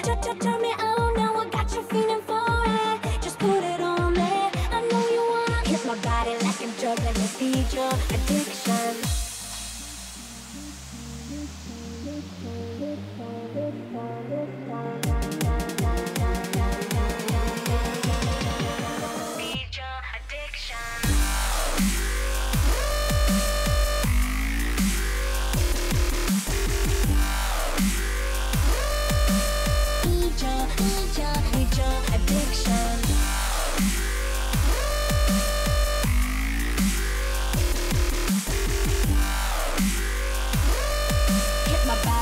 Juggling me, feed your addiction.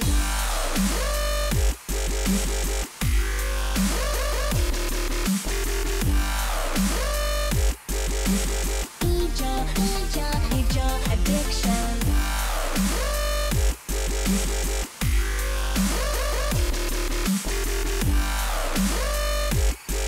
Hit my body like a juggling me, feed your addiction.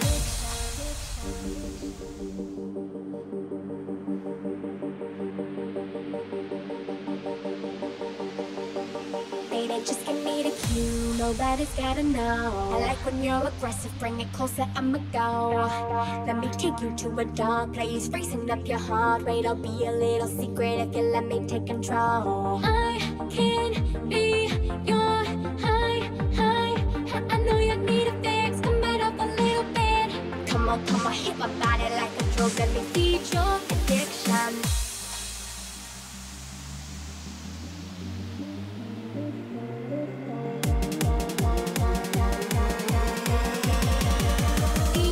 Addiction.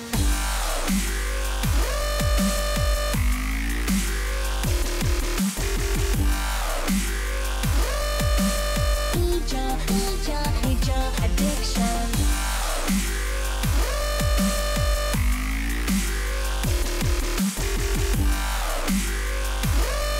Hit my body like a drug, let me feed your addiction.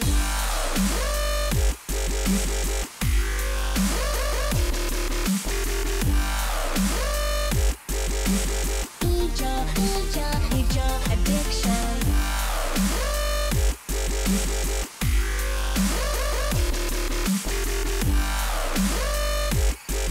Hit my body like a drug, let me feed your addiction.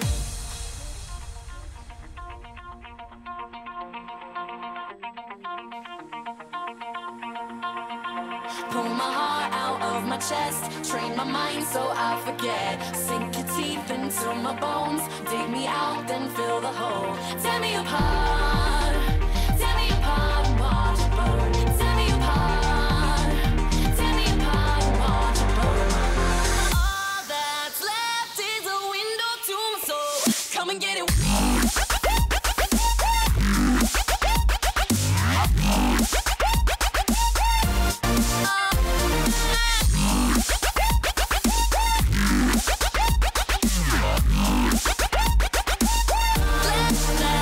Come and get it.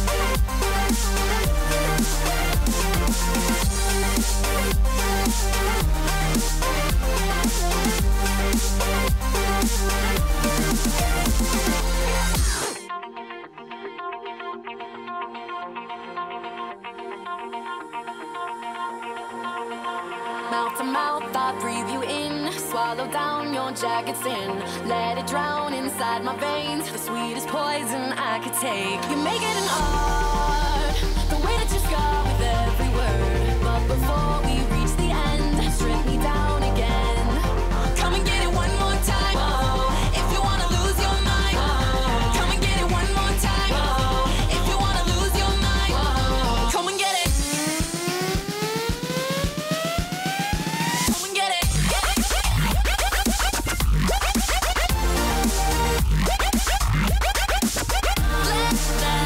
Come and get it.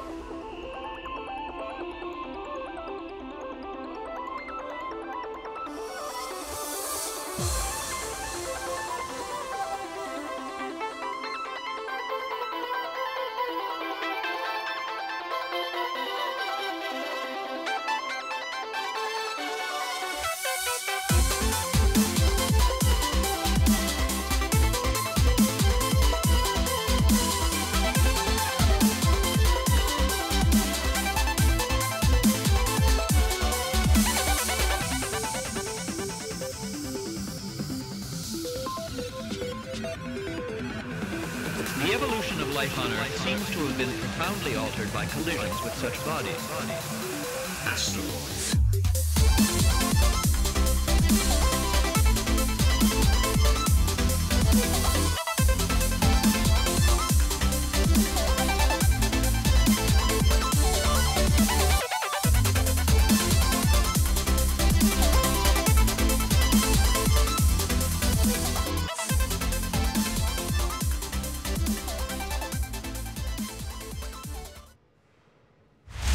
It's going to be incredible. Tanks are ready.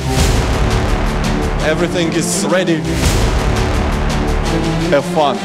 Are you ready?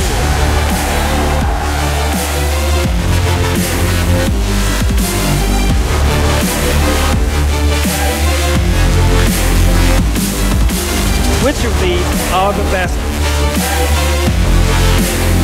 The engagement begins to light in a battle. Here's Shanish around the backside. Looking dangerous, 2 seconds left. School Bus are the champions once again.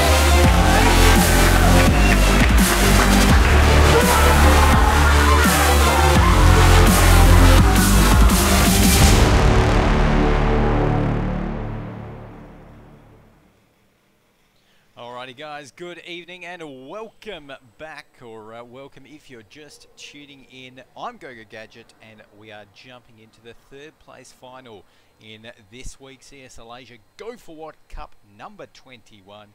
Here we are with the battle of the best named teams in the competition, in my humble opinion. Here we've got Chicken Seduction taking on Mark of Arrogant. And Chicken Seduction, I actually know nothing about them, have never cast them before, so it's I'm going to be surprised either way here by their team. Already a little bit surprised by their name, but right now we'll be seeing how they can play tanks as we're getting the picks underway. Let's go ahead and run through those ones.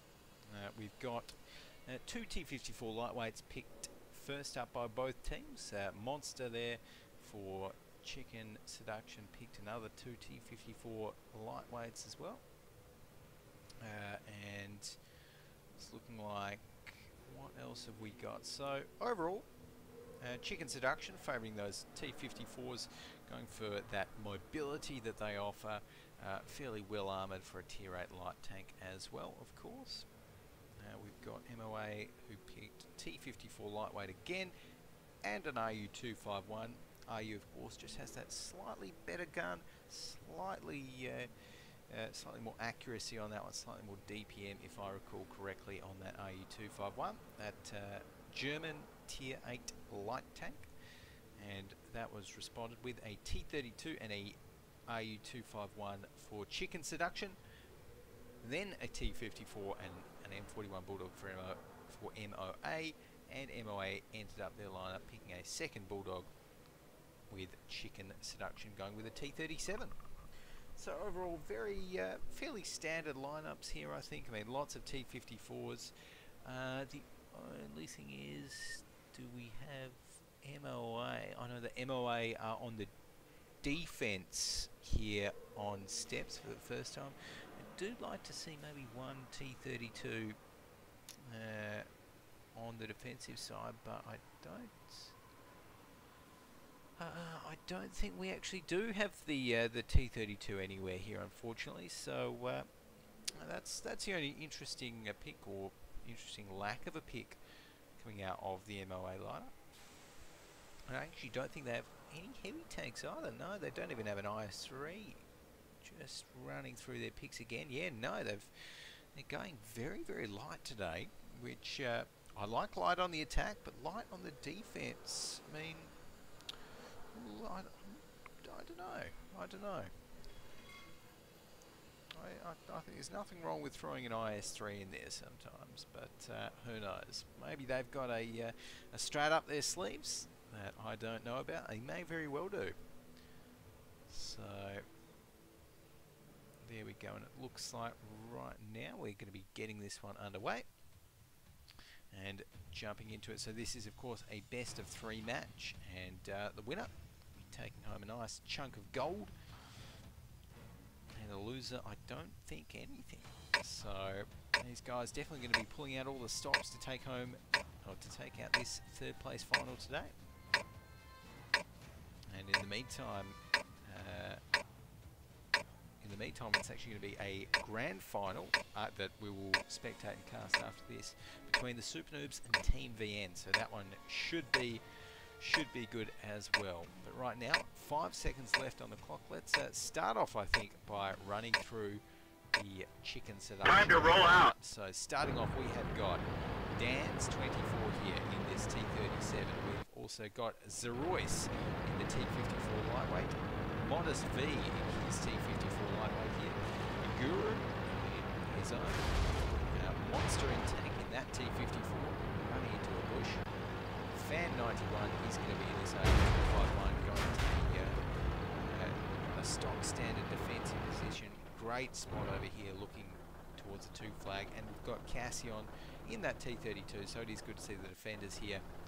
Chicken Seduction do have a T32, but look at this, MOA, they know what they want to do, and well, they've got the perfect lineup to do it on the attack here. Pushing right in towards the 2 flag, and well, no shots coming out just yet, and I would have liked to see some more, at least a little bit more damage coming onto them as they went onto the flag there. That's been a very easy kind of entrance onto the flag there for MOA, and suddenly they're going to be putting a lot of pressure on these defenders near this 2 flag, and let's not forget the turret ring is damaged. They've got we can barely turn it. Those 2 T54 lightweights that cannot help, and it's not going well for them. Right now we're seeing MOA continuing to storm on through. They've already taken down 2 T54 lightweights, only lost a tier 7 in the process, and right now it's like MOA are going to be able to absolutely blitz through Chicken Seduction right here. Strike Freedom taking down Monster in tank, and look at that. Absolute, yeah, raffle stomp really coming out of MOA. That's what happens when you get a few tanks caught a little bit out of position, when you don't have enough warning as to where the enemy's going to attack from, when they're going to attack. And there we go. So MOA are going to pay. Sorry, Chicken Seduction are going to pay for that one. The last couple of tanks just going down there, and we can see Strike Freedom and Co. Just need to finish off that RU-251. So it looks like Chicken Seduction for this half have all but given up. So, Fan 91 wants me to go down. Scud Gamer manages to get the kill on that one. So there we go. A very quick one to start us off there for this third place final. But we can take a look at the team score as well. We can see Aku Gamer up the top there. He did pretty well. 2.2 thousand damage up there in his T54 lightweight. President Diddy and Scud both hovering around that 1.5k mark. On the Chicken Seduction side, though, we had Fan91 in that IE251 with 1.1 thousand damage. So at least, and you'd expect Fan to get the most damage out, perched on that nice little defensive ledge.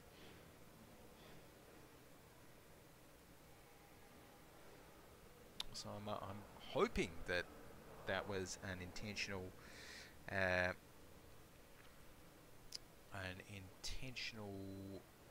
thing at the end there. Oh, but strangely not anyone can. Okay, so maybe might have been a server issue.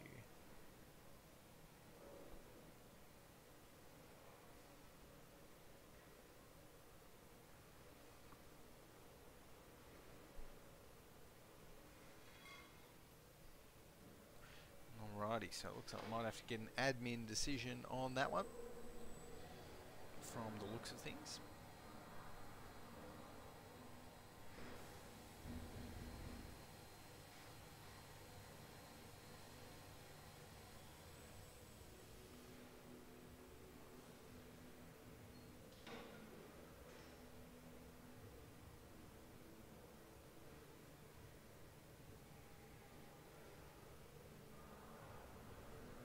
Alrighty, so looking like in the meantime we will be just sorting that one out with the admins and checking as to whether we will be jumping back into it in the first half or the second half.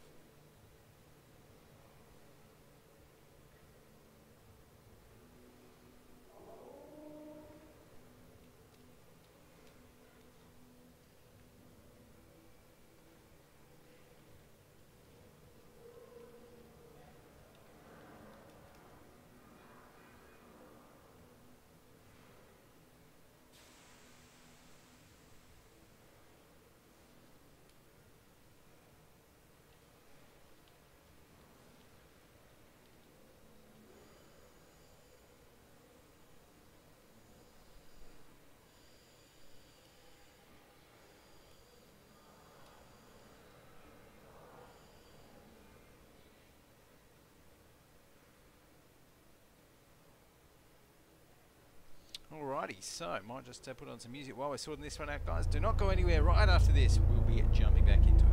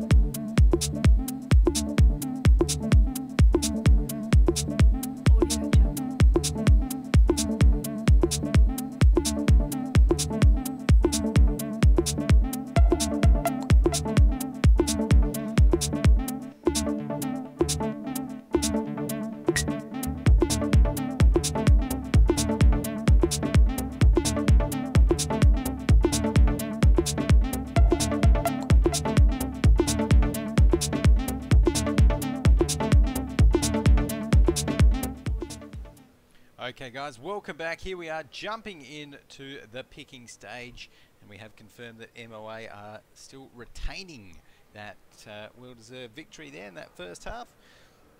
So right now we're going to be jumping into the second half now with the next couple of picks coming in. So starting off, MOA picked 2 T54 lightweights for this one. Of course, let's not forget MOA now are on the defense.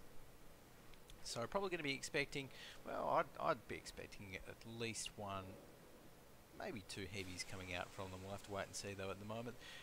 They have chosen 1, 2, 3, 4, 5, no, 6 T54 lightweights, so that makes things easy. And an AMX-12T, going for that French auto-loading Tier 6 light tank as well. So there you go. And we've got their opponent's Chicken Seduction going for 2 T54 lightweights, 4 T54 lightweights, and an RU251, and an AMX 1390, and a T37. Alrighty, so I'll let everyone know that we are ready to go. But overall, yeah, I'm liking both of those lineups, apart from the AMX 1390. I never liked that. I'm never a fan of the 1390 now, but that's probably just me. And you know, T54 lightweight. It's such a good tank. And there we go. We're getting the course go ready, and we are ready. But you know, a lineup of all T54 lightweights, that is very, very formidable. And really, I would only say that even when you want to go with a few heavies on steps, maybe 1, 2. I'd say it's the absolute max for defense on steps anyway. So I think they've got a pretty good looking lineup here, MOA. So let's go ahead and jump in. 10 seconds left on the countdown clock until we find out whether MOA can close this one out in 2 games, or whether CSD Chicken Seduction are going to be able to here on the attacking side and draw it out to a 3rd game in the second map. So right now we're seeing MOA most of the map.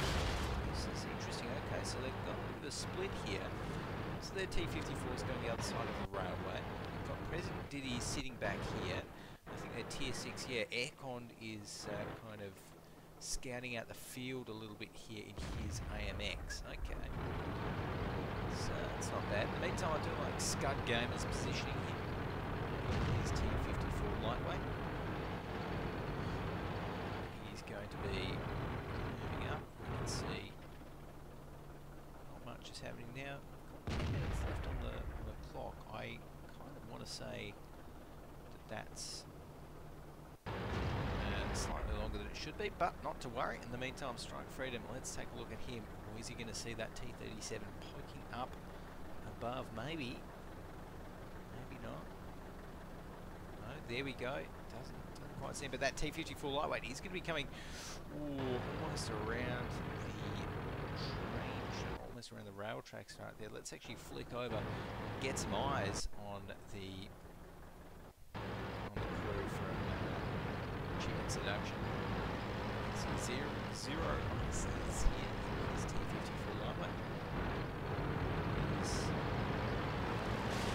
We try and poke anything there.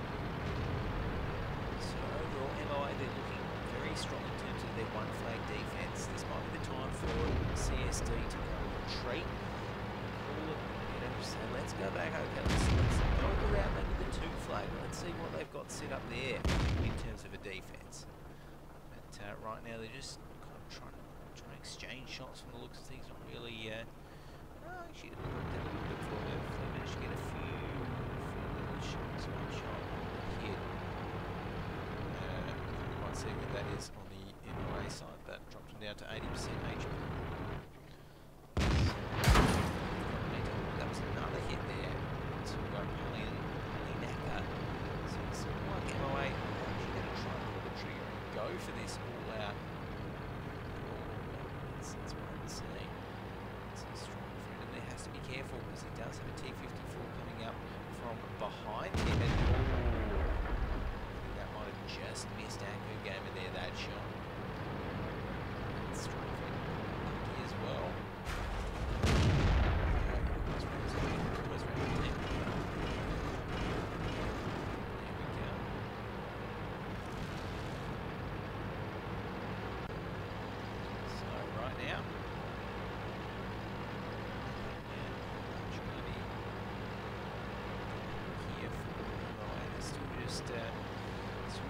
Safe, so to speak. I think we start with this video 11 minutes, so that means I think we only actually have to go. Anyway, some shots actually coming up. Oh, that was a very lucky ricochet there onto Palinaka. We can see right there they are moving out as well. Palinaka dropped down to 37% HP. Not lucky enough the second time to get the ricochet. Another shot lands near him, and he's really skating on thin ice here. That's what you want to do when you're in a T54 light tank. So Aku Gamer here on 79%. Make sure we get some trades happening. I like the sort of pressure that CSD are actually putting on here. They're making it very hard for MOA to really move around. So start that base cap with the one flag there. MOA back. Is in a little bit of trouble. Does decide to repair the track there. I think that was a good move. A shot, but he does miss. He's dropped down to 19% right now, though. He's trying to dodge around. That's not going to work for him. You can see President Diddy here, 81%. He's going to be coming back and trying to. Got all of these guys defending out this 2 flag, but they actually need to. They also need to worry about that 1 flag as well, which they.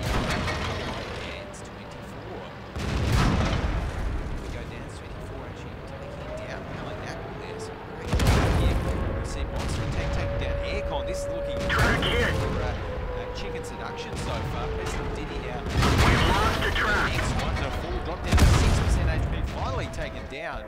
And it's looking like CSD. Oh, no, 20 HP. Needed that. Not going to get it. And CSD take that one out in style. 1-1. So, there we go.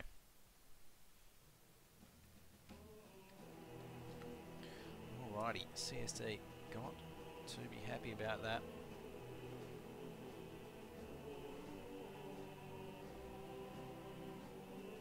And let's take a look at the team score now as well. So, President Diddy up the top there for MOA, 1.1k damage. Really not quite able to get enough shots, and you know, out of 9 shots fired, only 5 hit. Need a little bit higher than that, I think. And 8 shots fired, 3 shots hit. I mean, to be fair, it could have been just spraying about a bit, but overall, definitely some impressive damage numbers on the CSD side. 1.7k for a Guru, Fan 91 hit 1.6k in his RU251. Zero Ice 1.4k in that T54 lightweight. So overall, some very good numbers. Right now, it is time for the next battle on Himmelsdorf. I think so.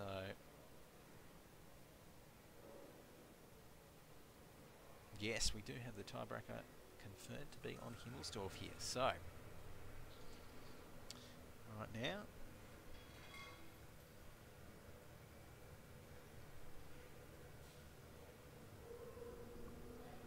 you can see the home team will be the one who finished early, so that would be, I do believe, MOA is the home team. And I think while we're going ahead and getting these picks lined up and everything set up here for our match on Himmelsdorf, guys, might just again be back after a very short break. But do not go anywhere after this. The tiebreaker for the 3rd place final here between Chicken Seduction and Mark of Arrogant coming up.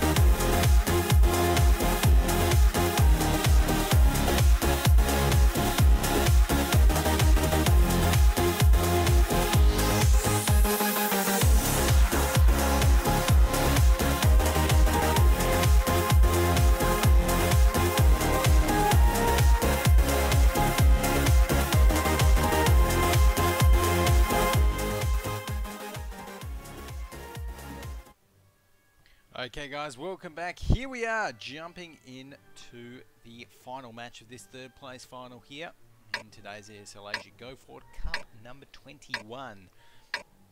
I'm GoGoGadget if you're just joining us, and we have a match here between MOA and CSD with 18 seconds left on the clock. Both teams 1-1 on steps, so now we're on our tiebreaker map here of Himmels.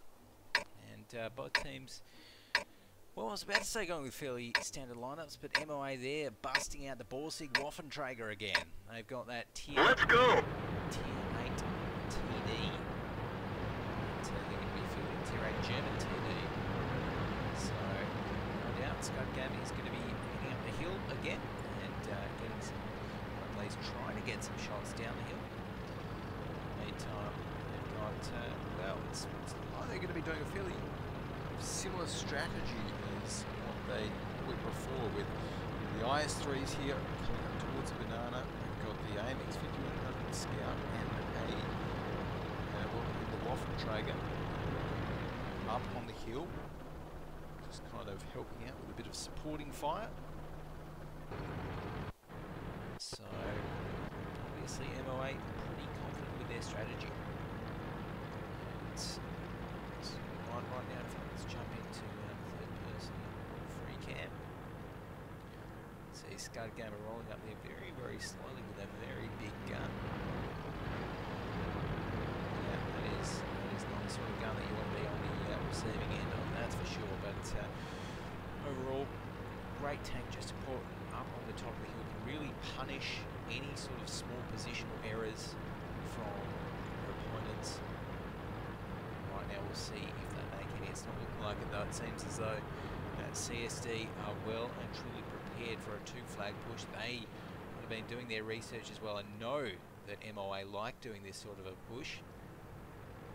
So they are definitely going to be ready. And Razquiz here. Ooh, this is dangerous. We've got 3 IS-3s hidden in this little corner right here. Razquiz, oh, takes 793 damage just like that.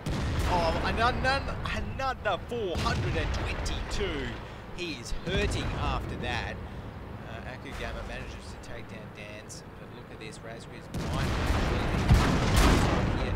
Needs one more shot. There we go. That comes in from 0, I said. And Raspberries goes down, so we can see. Oh, is that an aiming 5100? Yes, President Diddy is wrecking from the back there, doing a nice amount of damage with that aiming 5100, wreaking havoc with his auto load.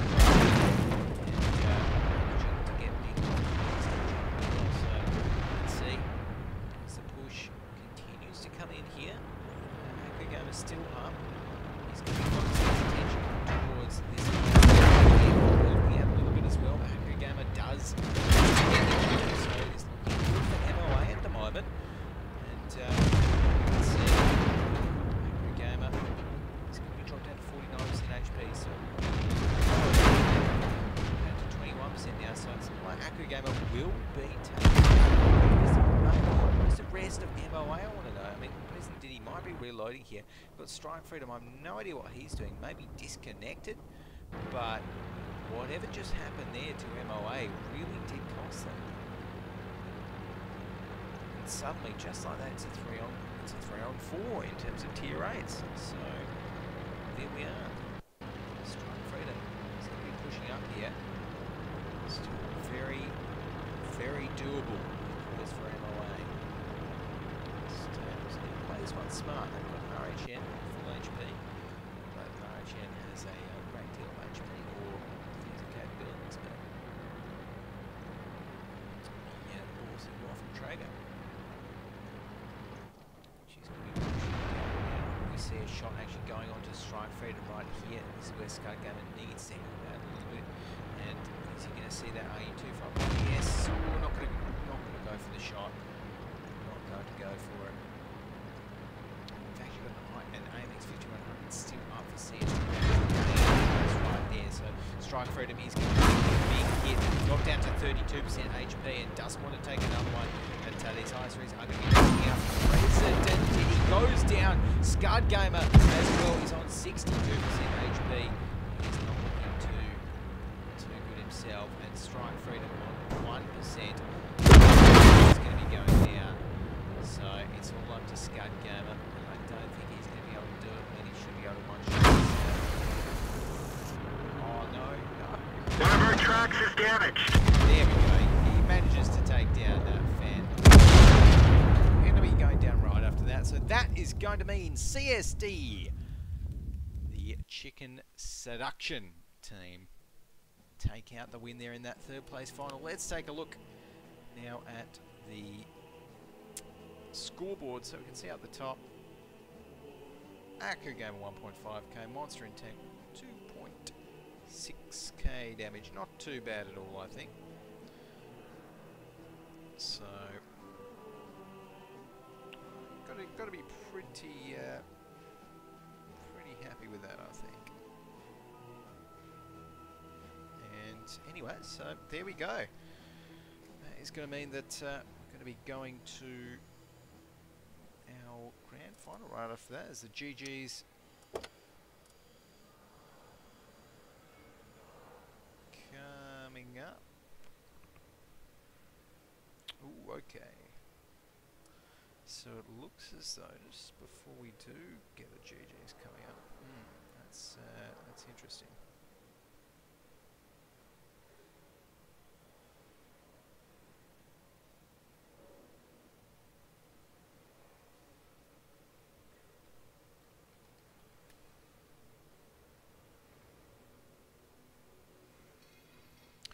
Not too sure about that, but anyways, guys, in the meantime, we might just jump off to a short little break whilst our admins sort that out. Of course, after this, we will be jumping into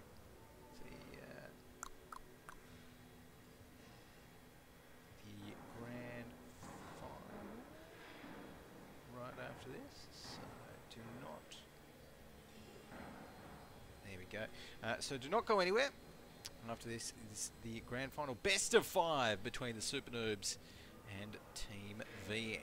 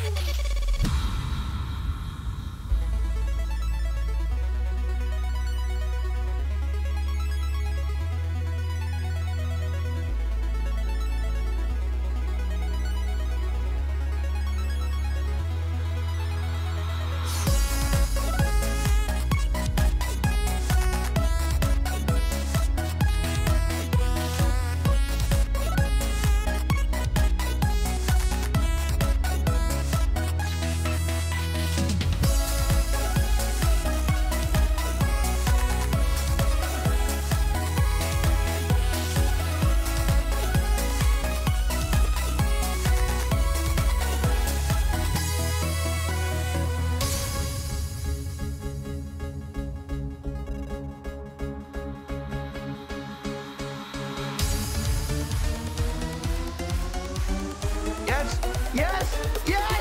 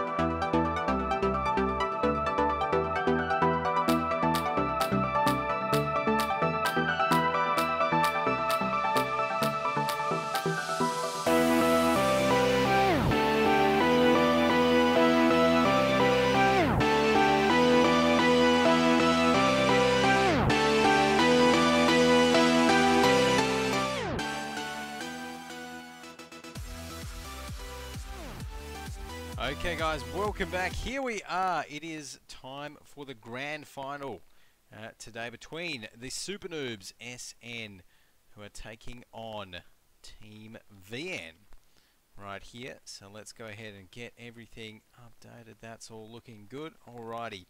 We are of course doing battle here on steps.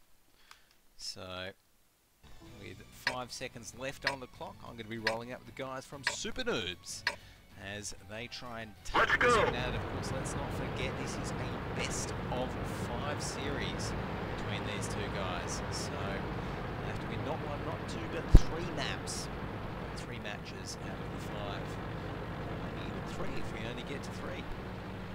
So far though, take a look at the team lineups. We've got an IS-3 and a T-32 for the SuperNoobs. T-54s all around apart from that, and an AMX-12T. Team VN, they've got a 12-ton as well, as well as 4 T-54 lightweights and 2 RU-251s. So going with a couple of the German lights just to round their lineup right out, which is pretty good, I think. Can't go wrong with a couple of RUs in my opinion, but overall it's looking like we're not going to be seeing any crazy early pushes, anything like that coming out of Team VN early on here. Just going to be playing it fairly safe and getting everything underway very, very cautiously at the moment. Just trying to win these pokes. They have 2 RUs. RUs have slightly more accurate guns than the T-54s, of course. So it hasn't actually stopped WoT from taking a hit though. 945 HP. Trying to side scrape there. Oh, no, you T-51 can side scrape, but it's looking like just be moving up at the moment. See what we can do. Waiting for some.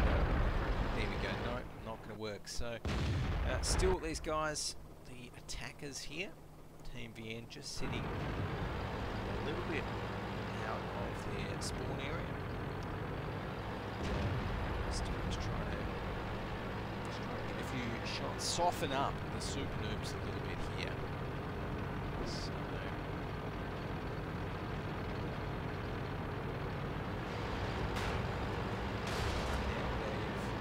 these guys are going to be heading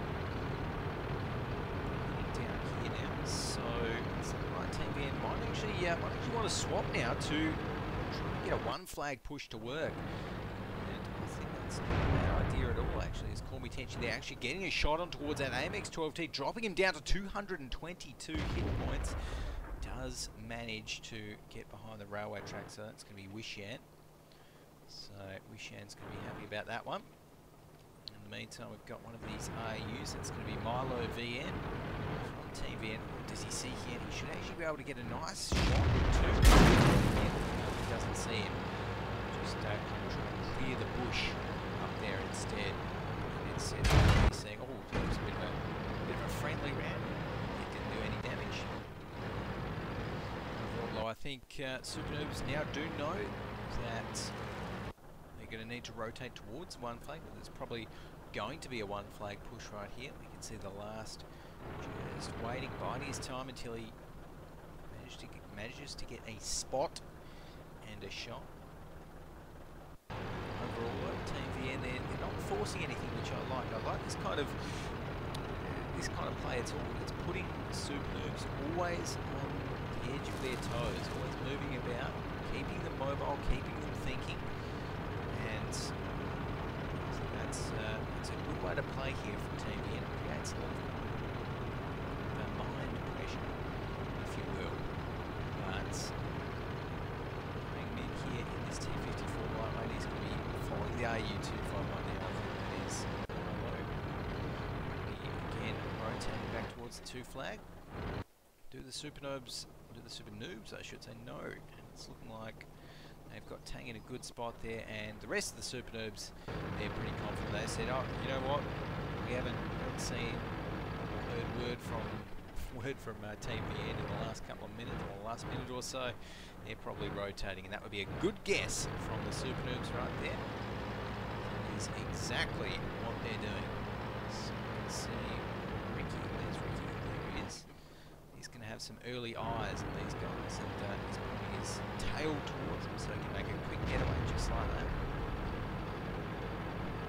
But Team VN, with only 2 minutes and 15 seconds left on the board right here, they are going to need to make a move. So it's exactly what they're doing right here, coming in towards the 2 flag. SuperNoobs though are pretty well set up to get the defense happening. So let's go ahead and follow the attackers in as they do come around the side. Okay, so they're going underneath a little bit here. And Tang should be able to get some nice shots. There we go. There's a nice shot from Tang.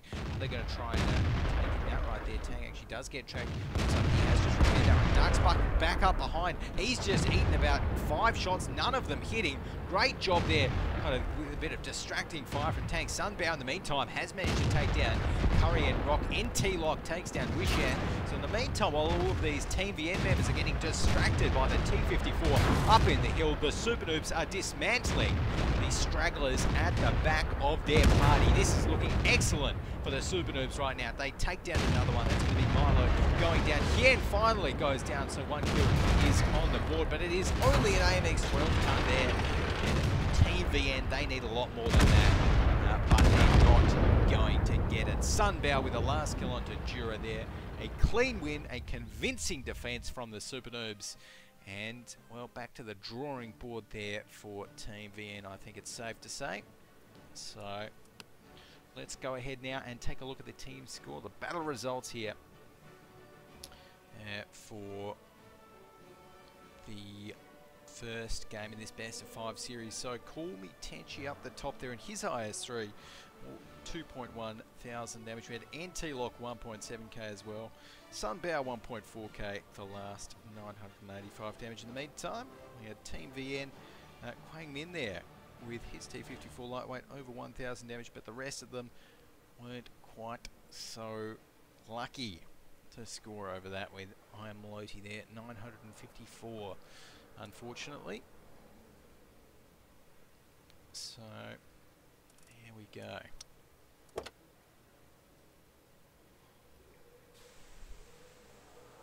Alrighty, so we've got Call Me Tenchi there, and it's looking like, okay, oop, caps. Looking like we will be jumping in towards this one with the same lineups.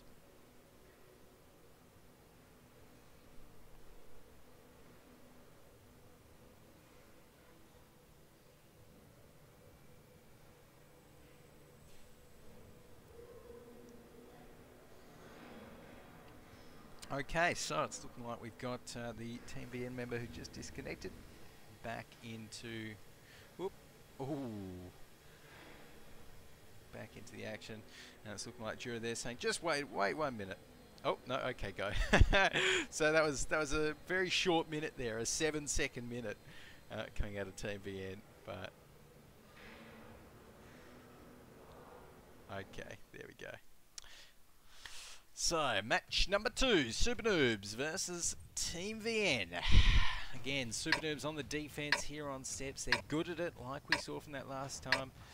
And again, with the same lineup, I'm not really convinced that Team VN will be able to do anything different here. I mean, maybe a rush. I want to see a rush from Team VN.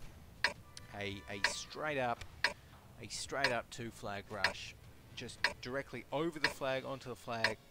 Don't worry about whoever's on the kind of sniper hill. Just get onto there, take out. Let's go. Take out the T-54s first. You know, sit your RU-251s in the back.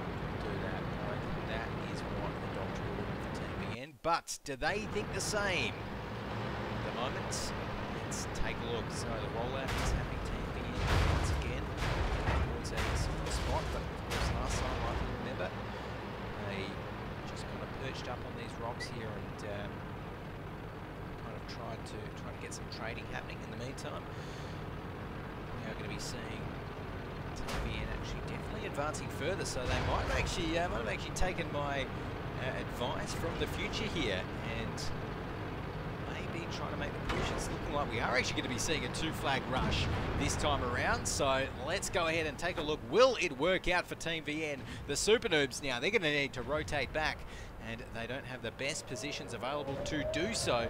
But so far, Tangaroy is back up on that hill. Does actually take a hit himself. We're going to be seeing all that RU251 actually. A little bit of trouble himself. This is T54 lightweight there. Gets dropped down to 371. So already I'm liking this a little bit more. The RU251's gone in for a brawl with Tangaroy. In the meantime, we're going to be seeing the flag cap abandoned from Team VN as they're collapsing around Sunbow right here. He's dropped down 22% HP, takes 614 damage, 13%. Another one from NT Lock finishes him off. Sorry, another one from Jura finishes him off. As NT Lock takes down Milo. It's all happening. Wishian takes down Kiev. Ricky takes down Wishian right after that with his AMX 12T. Some more shots coming out. That T54 is getting dropped very, very low. Call Me Tenchi does the work there, taking down Quang Min with his own IS-3. And the last there is, can't quite stop Mr. Tien from taking down NT Lock, and he does manage to take him down right after that. And there we go, Team VN taken out once again in convincing fashion from the SuperNoobs. This time though, they didn't waste any time. The SuperNoobs 2-0 up, one game from winning the Go4WoT Asia Cup 21 Grand Final. And let's go ahead and take a look now at the team score. We've got Tangaroy up the top there for the SuperNoobs, 1.8 thousand damage. NT Lock, 1.4k. The last with 1.3k. Call Me Tenchi, 1.2k. And Ricky, 1k as well. So not too bad there for the SuperNoobs. On the other side though, Team VN, we had I Am Loti up the top. With that RU251, that's where you want to be with the RU, 1.4k damage. Mr. Tien, he managed to crack the 1k mark as well, almost 1.2 thousand. But right now, we're going to be seeing if the teams change up anything. So now we've got the SuperNoobs on the attack. And yeah, let's not forget, they only have to win one more, and they have won the grand final today. So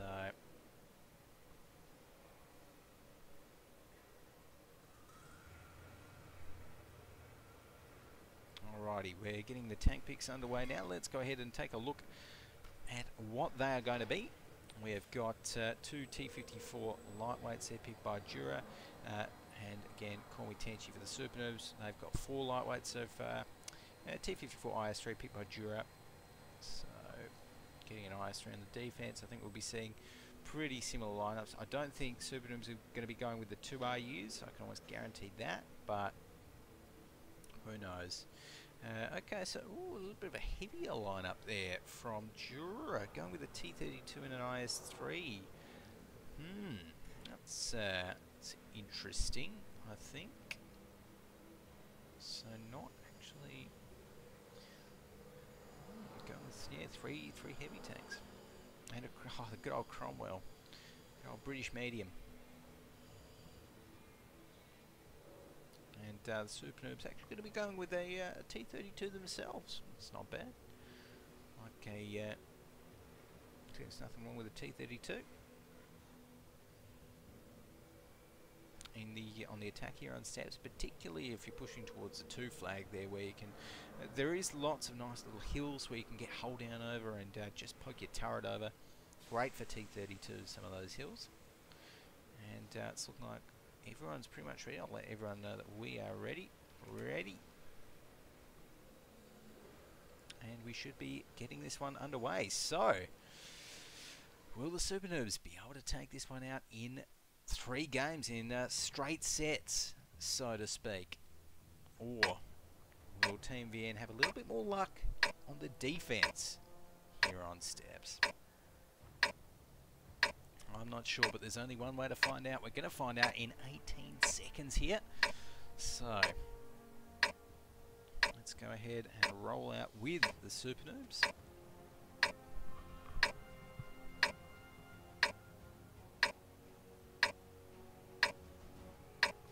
And I think the SuperNoobs... Let's go! Expecting a rush on. I'd say they'd probably be wanting just to do more of a trade style play. They've got the T32, they've got the RU251.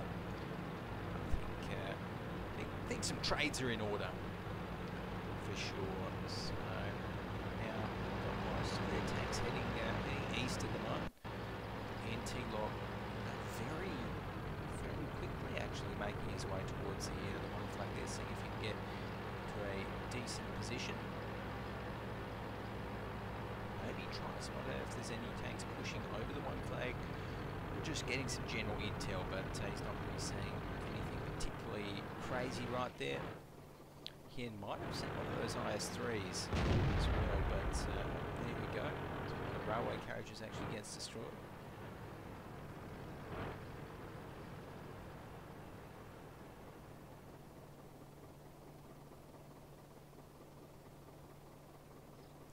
But right now, we've got Tang here.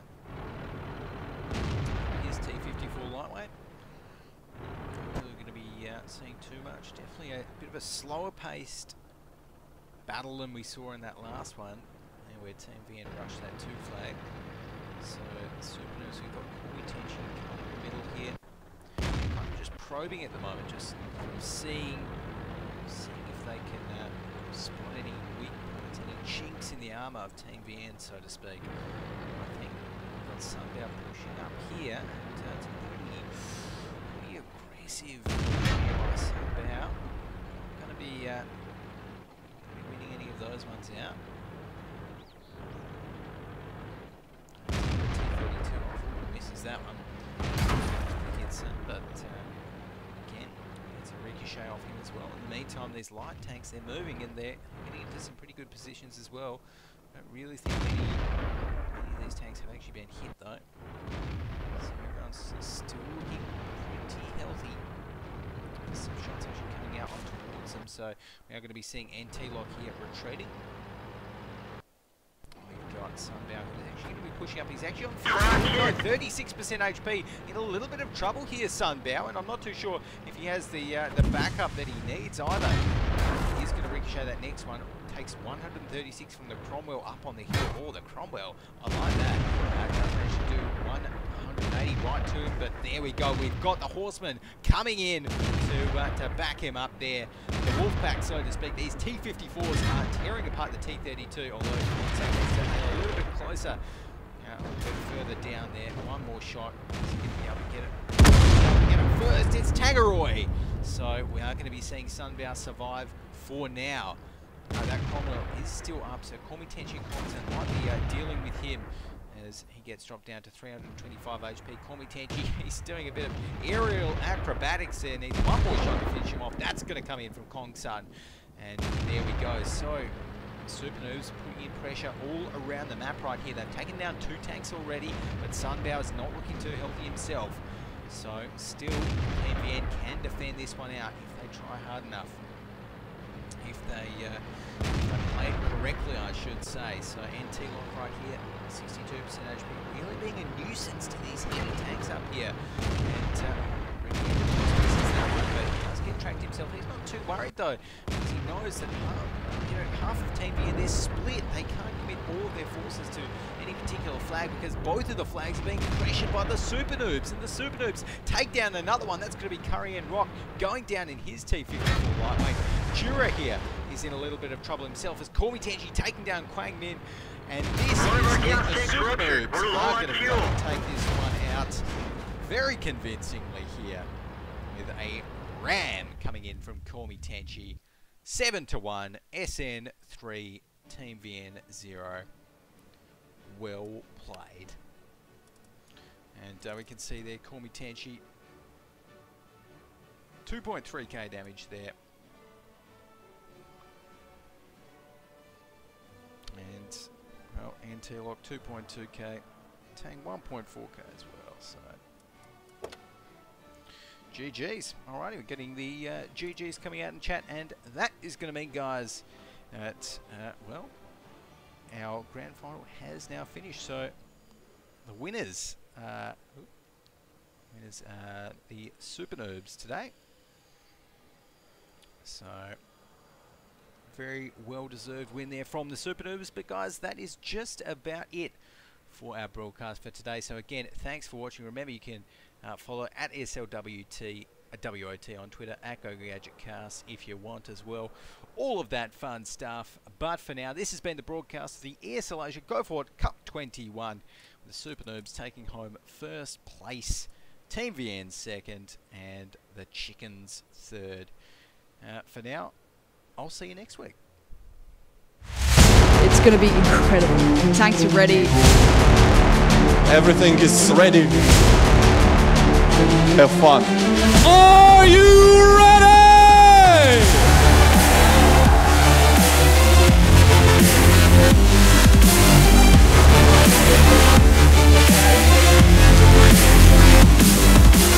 Which of these are the best?